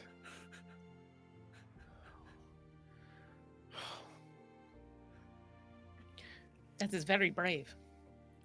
Do you feel more secure when you have your... Okay. I can't put it back on. I'm sorry. Don't be. It's fine. You're fine. It's okay. It's all right. Just close your eyes. Just close your eyes and take a breath. Just focus. Okay? No one here is going to say anything. No one here is going to do anything. And as she says that next part, she glares at Marcus. I whisper like, "Why you giving me this stink eye? I didn't do nothing." Just try to breathe. All right? Okay?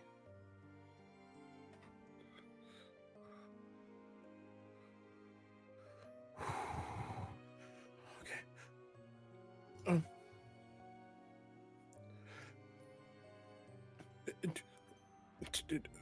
Is everything okay? Yes. It's fine. Everything's okay. Do you need some privacy? We can give you Yes, a moment. we can look away. We can step into the hallway, whatever you need. If you need to center yourself to pull that form back over, if you need. I think he just needs a moment of not feeling like he's the next enemy. And as he looks around and seeing that no one's like going after him, trying to like do whatever, even be like aggressively staring or whatever, I think that's as his breathing slows and goes to a normal pace, you would see the shimmer kind of activate again. And then almost as if like a wave rushes through from left to right, you see him shift from that form to the dark-skinned boy that he was.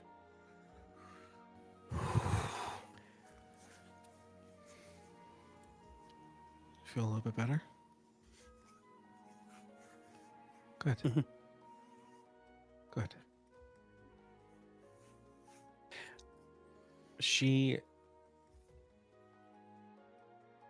I don't know if she revealed her scales before.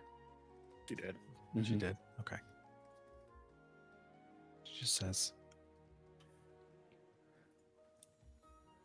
I promise you nothing will happen. No harm will come to you from anybody here. All right? I know that trust in that needs to be earned, and it may take time, but it's all right. What do you need right now?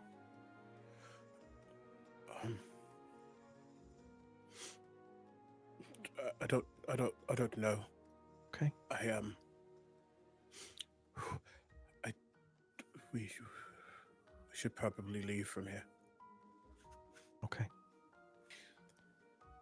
I think you're right, but take whatever time you need, and also, and Utazash will finally kind of cautiously come over once again with the health potion, and just kind of leave it with, like, she can tell you're just like cautious and wary, and she's gonna put the healing potion within your reach, but not get within your reach, and then go, yeah, take whatever time you need.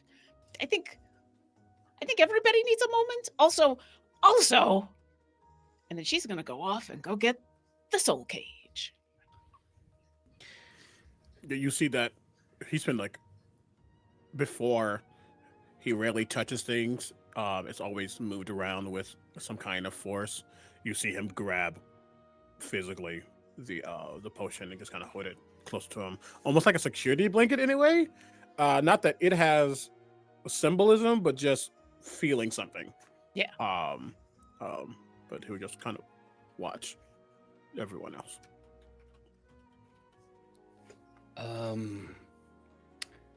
I just had a little top hop in my brain. I don't know nothing about no wizard tower. When the wizard is dead, does that get rid of all his little bips and bobs, or are they still out there? I think it depends on the wizard and what bips and bobs you are talking about. I mean, the traps, the incessant stairs, and of course, who could forget the little will-o-wisps outside that bit into us awful hard. Oh, yeah. I think it is best to assume they are still there. Well, if they're still there, then we should probably get a much longer rest. I'm just thinking out loud here.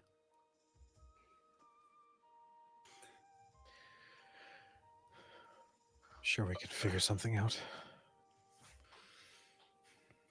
You guys notice that Shale is A, colder to Marcus, but B, very much, she's not looming, she's not, being oppressive, she's merely, she remains just a few feet from Leopold. And you see that there's an understanding, not only in something that she sort of identifies with, but also an understanding that this is not just some scales on her skin. This is something much more drastic. So she is basically in care mode, and is waiting on anything that Leopold might need. I think as he's sitting there, I don't think he's. Nope, that's a 2 on the die. He has not taken the potion just yet. He's kind of nursing it. But I think he looks over towards Utazash.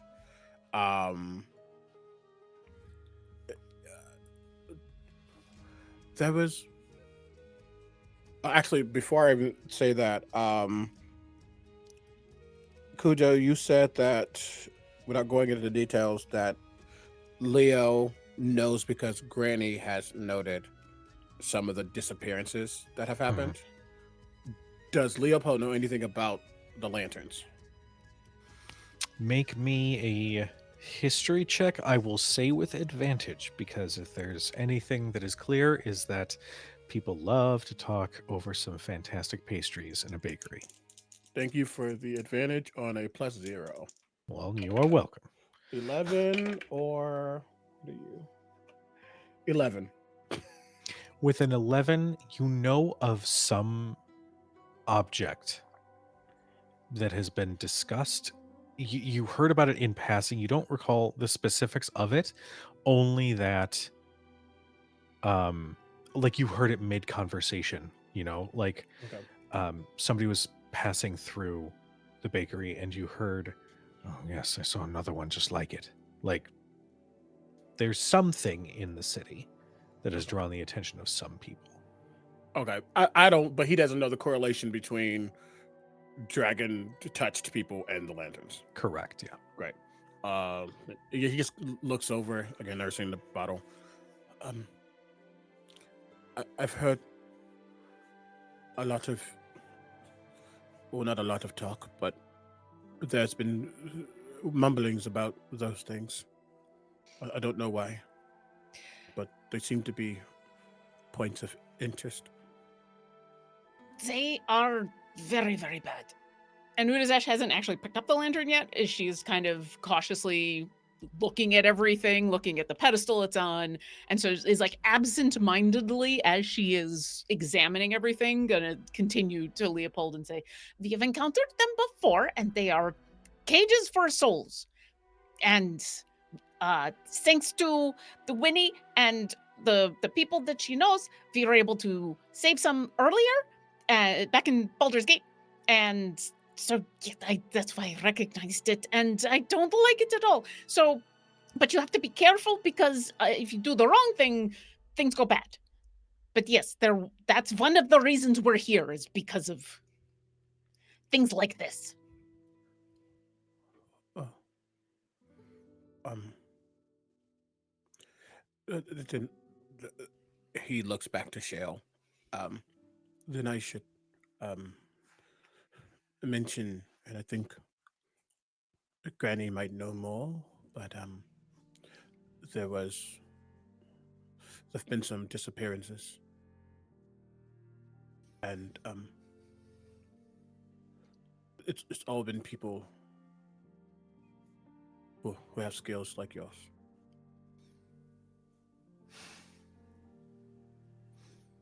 Unfortunately, that is who they go after. That is unfortunately the news we were looking for, and yet still bad news. But if I've learned anything in these last few days, it's that they can certainly try to come for me.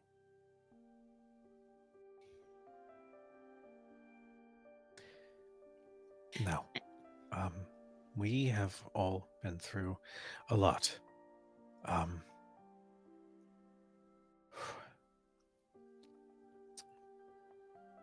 What is our next step?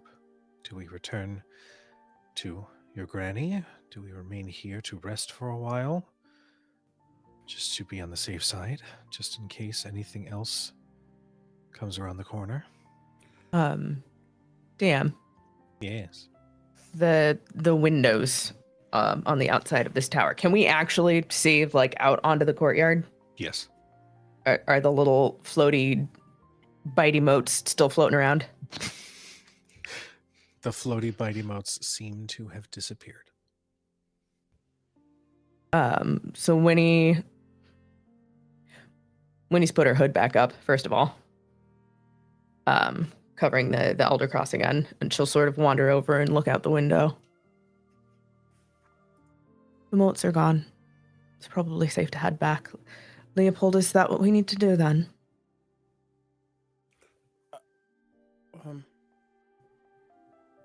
Sorry?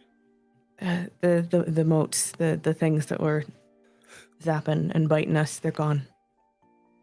But if you need to rest, we can probably rest here a little. I can get back to Granny's. They can help. I think at that he finally realizes what's in his hand and just like chug. 2d4 plus 2, correct? Yeah, it's just the basic. Okay, I'll take. Okay, never mind. I was so excited. And the other one was a 1. 4, 1, 2. Every hit point counts. So, math. 4, 1, 2, 7. 4.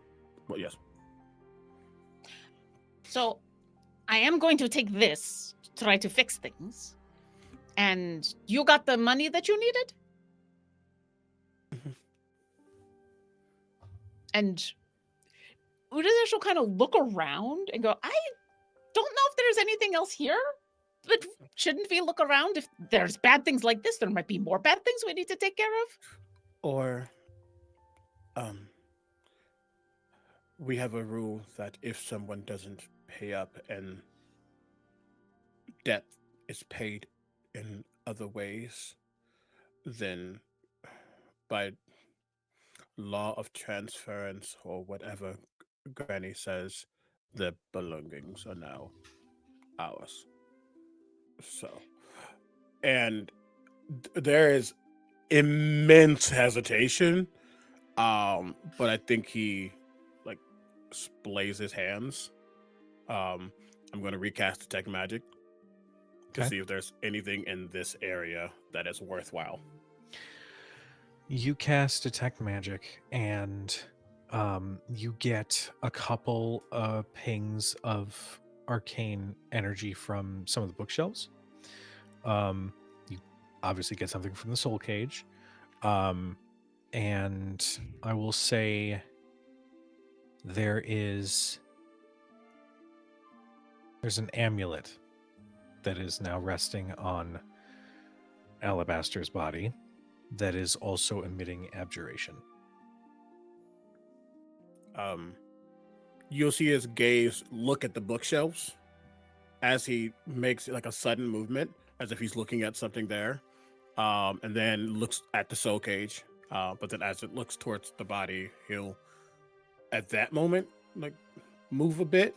I think there's still slight hesitation, and I don't think there's gonna not be hesitation for just for a little bit. But as he moves, kind of scurries, not really scurries, but shifts over, he will grab the amulet. Okay. Utazash is still like hardcore examining the pedestal and the soul cage, and she is in earnest doing that, but she's picked up Leopold's wariness and kind of understands why, and so is very intentionally looking like she's ignoring him or not bothering to care that he is moving.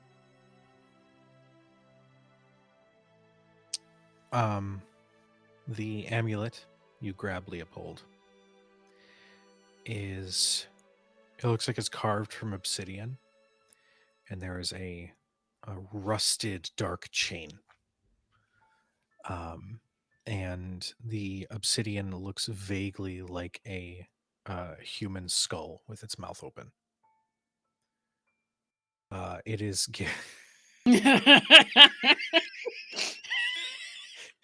I need. Okay, LB, if you're watching this, I need you to screen cap Omega's face for that moment. It's so funny.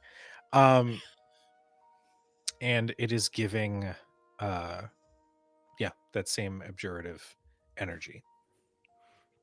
I think he's just gonna look at it and probably like pocket, but I like study it for a second and then like pocket it to look at it later, because he's not in any type of shape to be suddenly playing with random magical objects. But I mean, you could, but no, that's fine. Later on, for sure. Then, if the motes are gone, then most likely his hold over the more wild nature of the tower is gone, so we can probably just walk down. That would be good.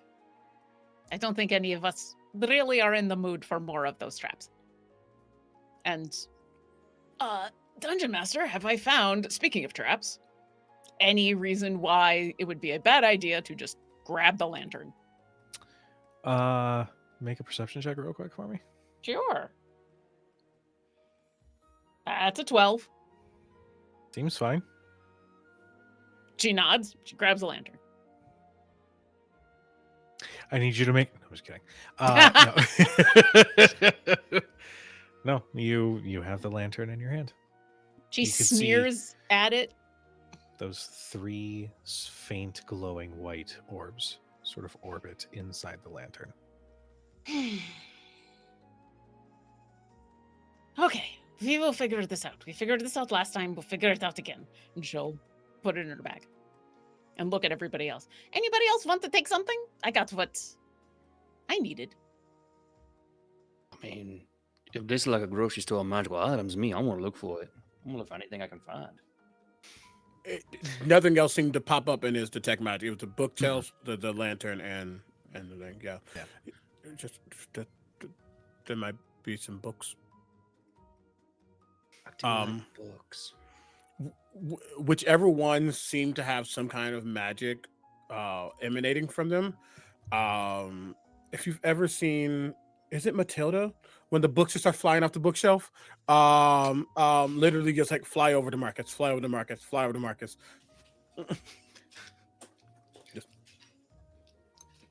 I grab as many as I can. I Matrix don't know how many it you. is, but just You get you get 3 books that each hidden in the pages have spell scrolls hidden inside.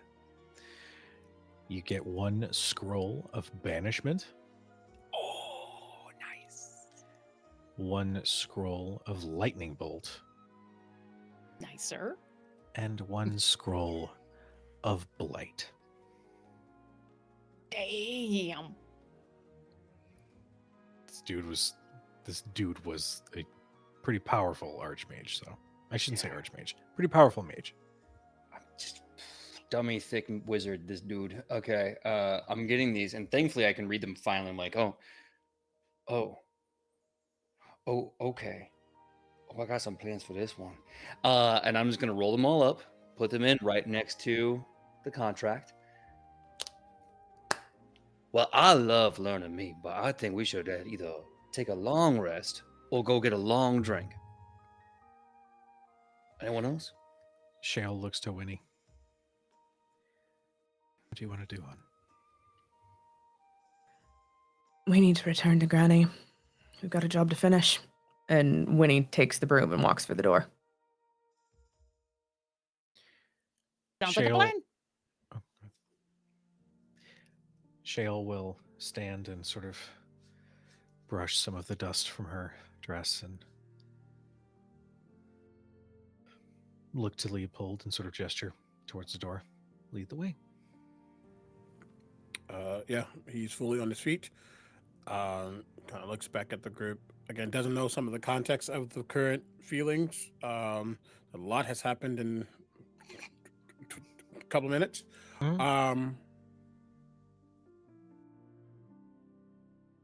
Ooh. Do it. Whatever it is. Anything that has you reacting and making that sound, do it. I don't think he tries to, which is why it comes out of sorcery points. Oh. Well, let me just make sure what is the spell. Oh, that's only a 2nd level. I can get 1 back. Yee. I don't think he tries to, but just I think he can just feel it's not a detect thoughts, but there is a telepathic bond. And I think he just feel that a lot is off. And I think this is something he does. It's the idea, it's the safety mechanism or safety reaction.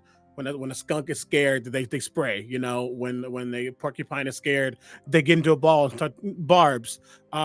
I just think for a moment, everyone can't help but think about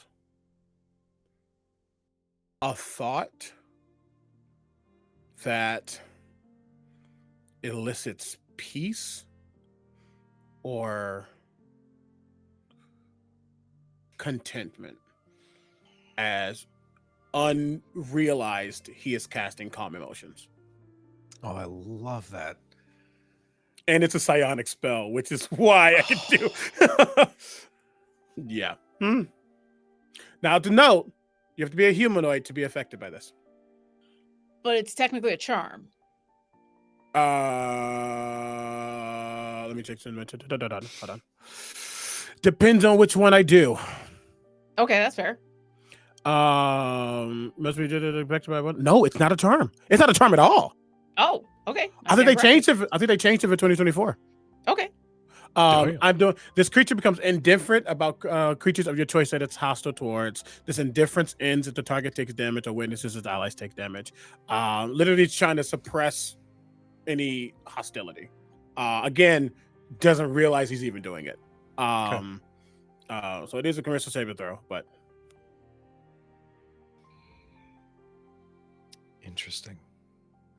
Are you also curious to try to intercept what these memories would be? Okay. I think that's I think out of character, that's a little. I don't want to go into some Yeah. without permission. Um, but um, but in character, I think there is a moment where he starts to get pings and all doors close. Got it. Cool. But yeah, you'll start to walk out. Okay. Does anybody else do anything while in the tower? Or do you leave? I will tell you, as you make your way out to that hallway, the grand oil paintings are now dusty, caked with disrepair. The library that was this beautiful, sort of intimidating archive with floating bookshelves is now just a pile of books, just spread out across a bit of a stuffy room. And as you make your way down those stairs, you can see that walkway, that entryway, is far worse than what you had seen before. The furniture has all but fallen apart. You can see anything that was organic, whether it be a plant or, the plate of food you guys kept seeing, is all completely rotted away. Is the body of the unfortunate person who came before looking to collect tithes still here? Sorry, just to confirm, are you asking about Alabastor? No, there was the other person who came a couple days yes. ago. Morty, Yes. Monty, Thank something. you. Morty. You do pass by his body. Leopold? You said that this whole place now belongs to your grandmother. She will make it so. Yes. Okay. So we can leave this somewhere in like the entranceway and someone will come and clean it up. Probably. Okay. And Utazash will pick up the body and bring it down to that what was the grand entrance hall and lay the body out mostly respectfully to the side. Well, now, if they don't want to do the whole tower thing, or if something goes wrong, they only have to just come inside. But I don't think it's a good idea for me to just carry a body through the streets, and I wouldn't know what to do with it. The last time, I just kind of kicked it off a roof, and that was the wrong thing to do. So I'm gonna leave it here. Is that okay? Sure. Okay. He doesn't really know the answer. Just okay.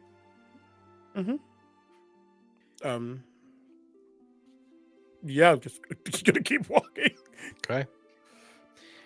The walk back through the streets is a little stiffer than it was on your way out here. The sun is slowly starting to set, but the streets are still hustling and bustling. Lots of activity.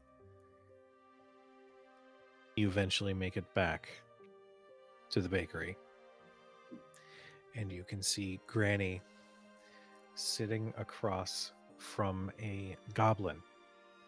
And she sort of sets down a beautifully made glazed donut. I am hungry. Oh, here you go, dear, for all of your hard work. And the goblin says, thanks. And you just see them like go to reach, and then May I? She says, oh, of course, dear, enjoy. the goblin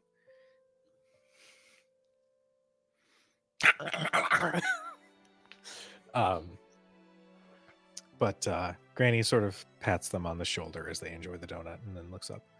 Oh, welcome back. I trust the errand went well. And her brow furrows just a little bit as she looks at Leopold. What happened? Is everyone all right? Are you all right, dear? I'm going to let Actually, that's you the- decide. Does she know?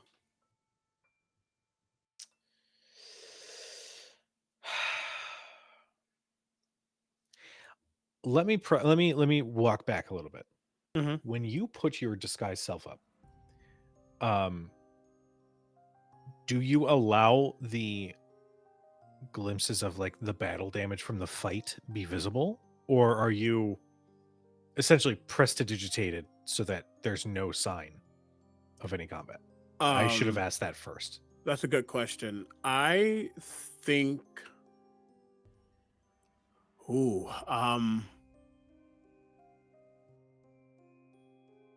Yes, Winnie. He would.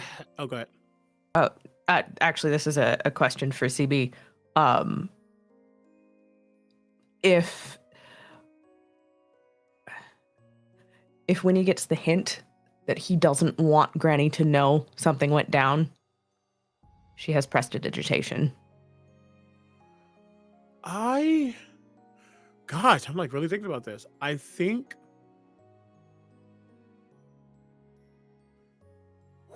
That's it. This is wild. That this is like a conundrum. I think It's a good question. Usually he was doing something, and he needed to maintain that things happen and that this is a real form. So okay, typically she would know that he would come if something happened. He would have bruises all over, or wherever, however he got hurt, however the story needs to be. Mm-hmm. The fact that he is completely clean, while the tension is clearly not that,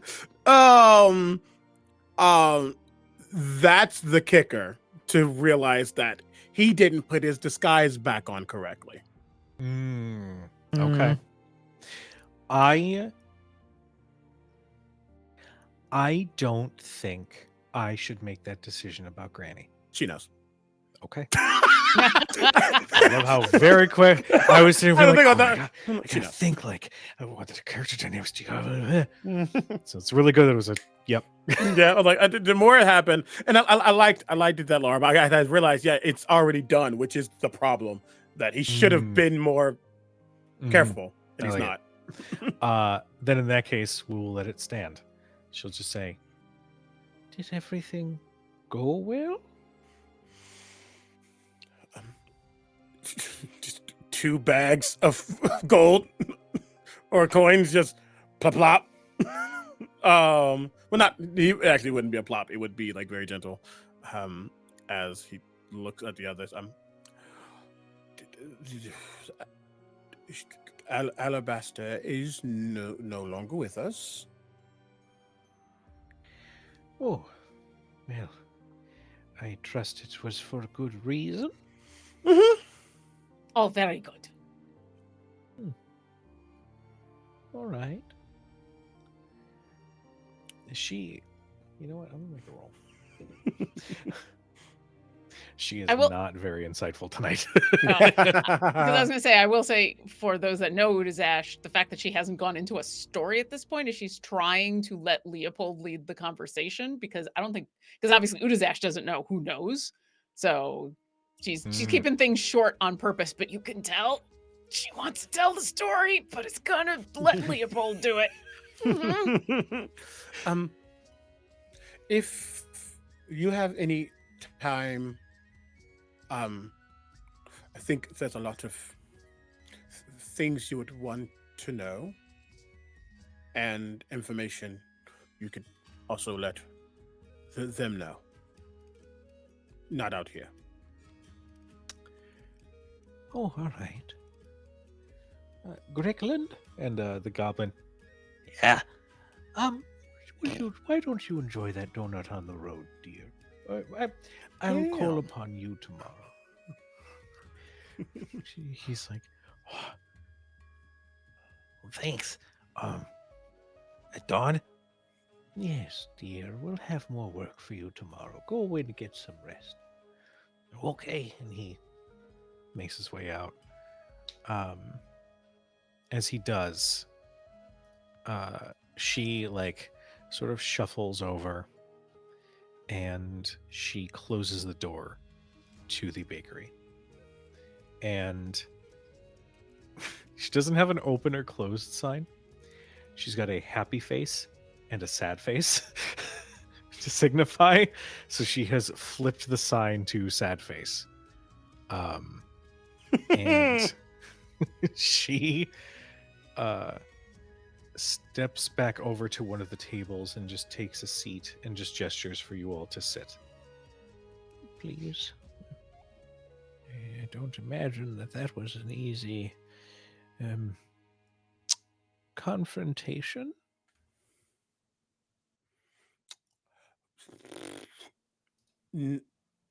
No. But it is done, and the tower is empty. So. Oh, and Morty or whatever. Matt. I forgot his name. Oh, Monty? Monty. Monty. Monty. Yes. He should clean up.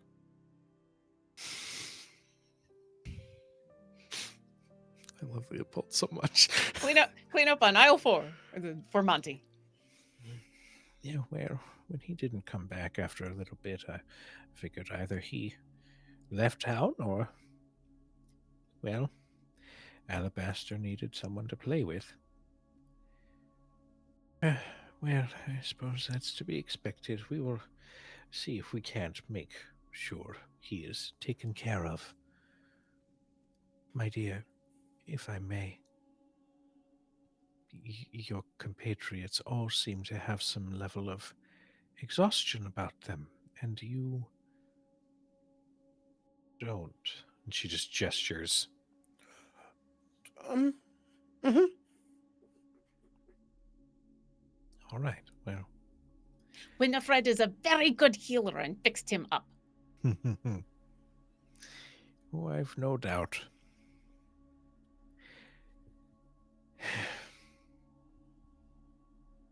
So I want to make one thing clear to you all. I might own a bakery, and I may have some connections in the city, and you might view me as, well, I suppose whatever you would like. But know that the knowledge you now bear about my dear Leopold means that you will ensure that he is kept safe. And if he turns up not safe, Then I will make sure who did it pays the price for it. good. He's You our see friend. that there's this expression that shifts, and she just visibly relaxes again. Good. He's our friend. He is a good boy. I would hate to let you know some of the other professions that I am quite good with. Oh, Should he come to harm. oh. I don't think that would happen. You know the he looks at Shale. Is Shale hiding her scales? She is. Did she show off the scales before in Granny's presence? I don't don't know if- think so. I think don't like think it out was and about in- in the city she didn't. I feel like in the tower, probably when she cast that spell, then it would Okay. have. Yeah. revealed. Okay. Then he won't look at Shale, even like point towards anyone. But I think any information about those who went missing, Oh, I think this group might also have information on that. Also, if it's different, I don't know if it's the same or not. Is Utazash holding the lantern? No, but you can very clearly see she is antsy. Like, she keeps wanting to say something. She keeps wanting to grab for it. She keeps and is like keeping an eye on everybody because she's torn between that we need to discuss what we know and are we in a place we can trust? But yeah, she's doing that thing where she's just kind of holding the bag at her side. Yeah, I think as he begins to speak, in that he like looks to the group, clearly looks at Utazash's lantern, and then looks back at them. He's not really part of the group yet, so he doesn't want to reveal information on their behalf. He says,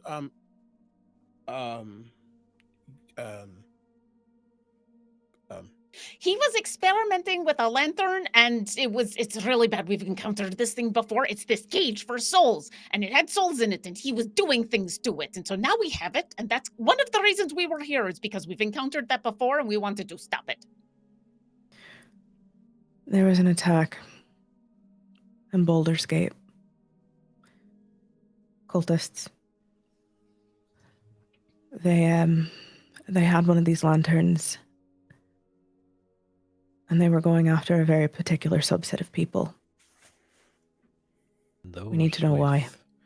Those with dragon blood, yes? Yes. Word reached us about the attack. It was dreadful. Planning an attack during a High Harvesttide festival is quite heartless. We have been... This city is made up of survivors. I won't say good people, I won't say bad people. This city is made up of survivors, people who were brought to hell and came out the other side.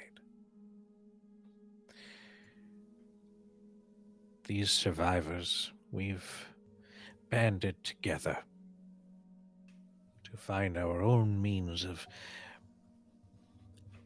returning to life as it was. However, it might be different now. So while I may have one corner of the city, there are others out there who have their portions, and we may spat on occasion, but there is a commonality. We communicate.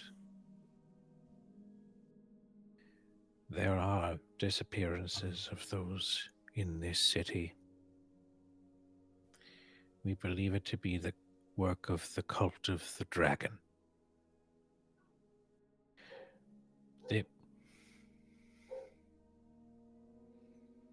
Can you hear my dog? You just see Leopold just like look down at the basement and go, "I'll be back." Make sure Gotta he feed gets a them dogs. treat. Literally just grabs the biggest stale scone that's left out, just walks downstairs.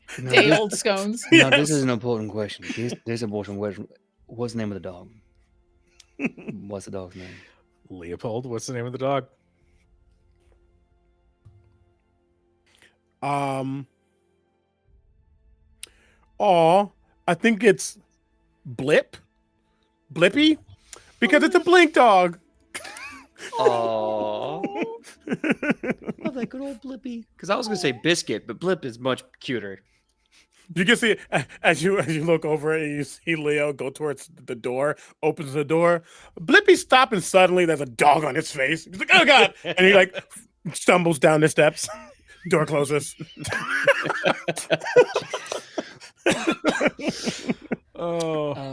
Marcus leans over to Granny and just kind of says, kind of I don't know, coyly, kind of playing with his face a bit, and he kind of says, "So you all you were down there at Avernus. I'm from there, not by choice either. You got out, all of you. Every single part of El Torrell used to be down there, now it's up here. I would love to pick your brain on that if you got the spare time.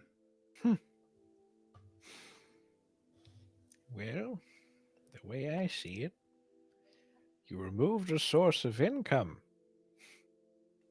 however much he might have deserved it. Utazash pulls out the lantern and puts it on the table and says, "But we also removed someone who was removing other people from you." Yes, yes. Well, here's what I'll say. There will be time for talk, of sharing information. I'll tell you what I know of my time below, and of what we have deduced about the cult of the dragon. And in return, 1 gold piece. It's a penalty for removing someone of my employ, and therefore, by the rules that I have bestowed upon these people, there is a tithe that I expect to be paid. 1 gold piece. Winnie will take a gold piece out of the party funds and just flick it. Did you need one from each of us, or is just the one from the group? As Winnie flicks it, I like the idea that Granny just. Yeah. Oh no, this will do for all of you. And she whisks it away. Badass.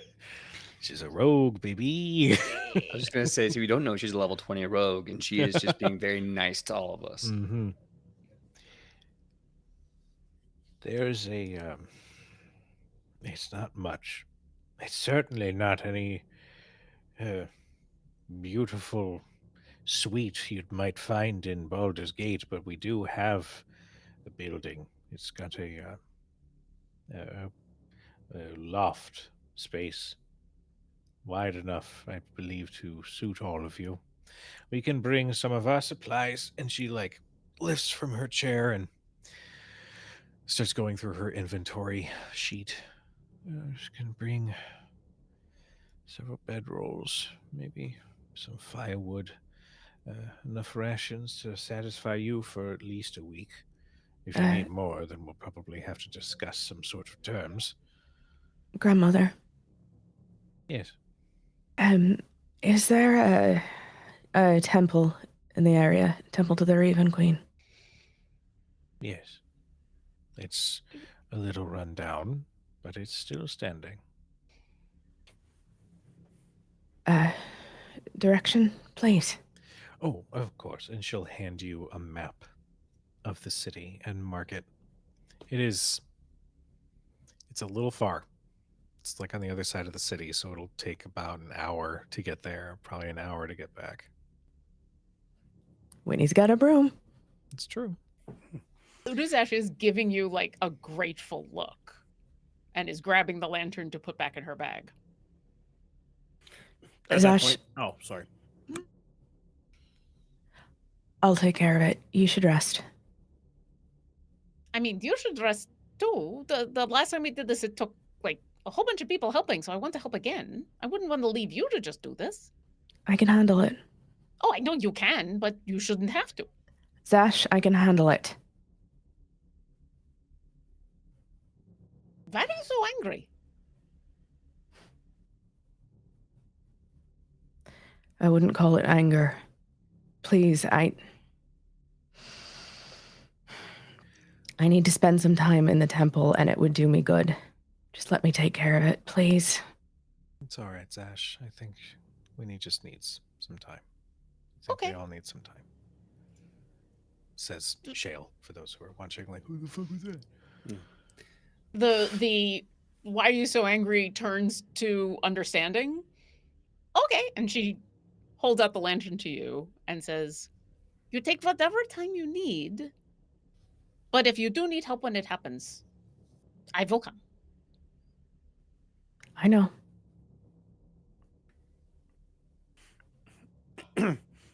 the door just and you see Leo holding a tray of like newly baked goods, even though this shouldn't, just gonna bring it up anyway. And no, it's probably not baked goods, it's probably like the things that are like prepackaged in the front. It's like I guess so. Ooh, more tension. Yeah. As you set the tray down next to Granny, you just hear her say, "You're missing out on the tea." Looking for a pot and water because he doesn't know what tea is. Yeah, also is like, I mean, I can make some tea if you'd like. I don't really have fresh stuff. Marcus is gonna kind of look around and say, I think we all need to have a little alone time, us. Granny, I would love to discuss about El Torel, a bunch of other things, but until then, I have a date with a bottle of whiskey and about 7 glasses. I'll see you all later. All right. And she'll give you guys the address. It's a building basically across the street. It's like a second floor space. Whenever you need it, I'll make sure that the key is look under the floor mat. It's a sort of generic place to keep a key, but so generic that nobody even bothers to look. So, Marcus, do you need also alone time, or would you like company? Kind of stops for a second, kind of smiles. Uri, do you need company, you? I don't know. Everybody is very upset, and a lot of things happened, and I'm trying to do the right thing, but I don't know. How would you like to watch me do a ritual? Non-magic, just a simple ceremony. If you want some company, I'm there to watch. Happy to have you. I'm sure they would like to have you there too. Okay. And I'll look over at Leopold and then look back at Marcus and go, just us, or should we also invite Leopold? I wouldn't want to. I mean, Leopold, do you want to come with? No. Leo, I owe you a drink. Come on with. Come on. Or do you also need your alone time? Sorry.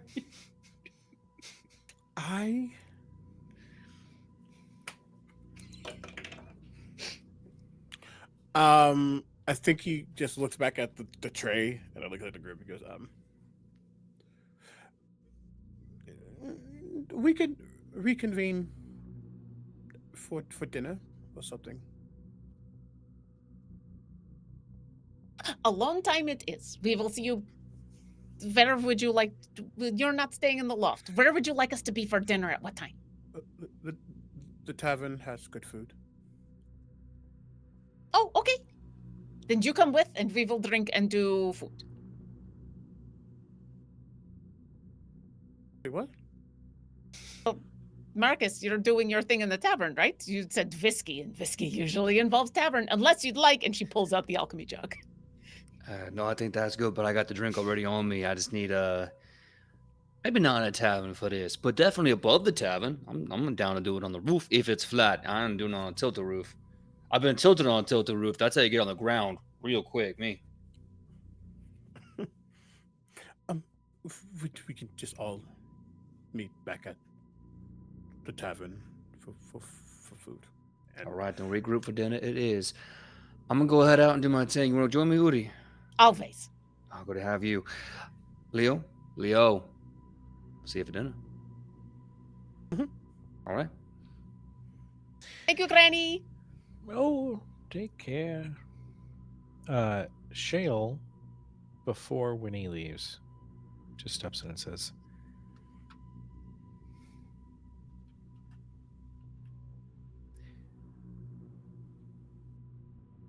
I won't push. But if you need someone, I'm here.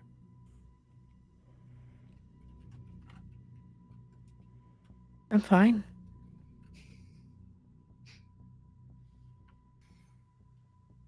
Good. She hops on the broom and flies off. just gonna go back to restocking. um, um, and I think at the very least, as people start to traverse or like scatter, um, he probably looks back to Shale. Are you leaving too?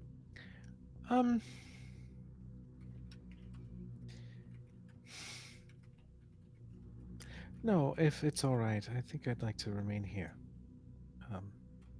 Till dinner time. It's cozy in here. Okay. So And Kellen and Mishka should probably be back around anytime soon. We like to do all of our chores together. So if you want to help, absolutely. Yes, I would love to. Please. She just one last thing as she steps in past Marcus and Udi as they're about to leave. Marcus, you feel the air around Shale is cold. And she does not even look at you as you make your way towards the door.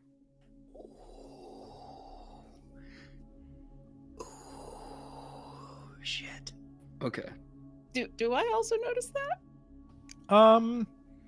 I'll say you don't even need to roll. Yeah. I am at the point where my passive perception is 20, so. Oh yeah, absolutely. So yeah, I think that's why Utazash didn't even try to invite Shale. Mm-hmm. Is she could tell something's going on. Something's going on. And as that happens and we walk outside, Utazash is gonna go back to that antsy kind of I want to talk, but I don't know what's going on and I don't know what to say and I don't know who needs to say anything, so I'm gonna try to not talk walking. All right. Well, as our heroes come to grips with their newfound connections with each other, with some reveals and some choice decisions, I believe this will be a good time for us to end our episode for the evening. Boy, I love these episodes. I love the episodes where everybody's like, what just happened? It's so good. I love this feeling. It's so good. But before we sign off for the evening, we have a wonderful cast we want to give the floor to. So let them know where we can find you. Let them know what you got going on and all that wonderful stuff. Hi, I'm Lauren Urban. Lauren-urban.com. She, her. I'm no longer the problem child. Omega, Crit Bard, he, they. I don't think I'm a problem child. That face, though.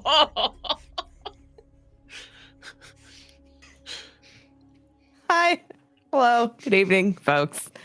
Laura Tutu or Laura Tutu. My pronouns are she, they. You can find the things that I'm doing at lauratutu.com. Definitely not the problem child. But you might want to stick a fork in Winnie because I think she's done.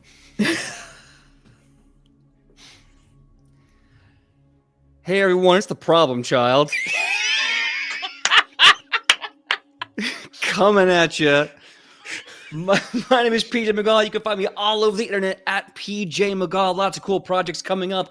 Do you like the same dumb shit I did today? Watch me do it again on Wednesday as I do Inevitable. That's right. King Arthur meets the dark fantasy Wild West. I play Tristan the Pale, someone who uses poker to steal souls so he doesn't die. Look at this guy.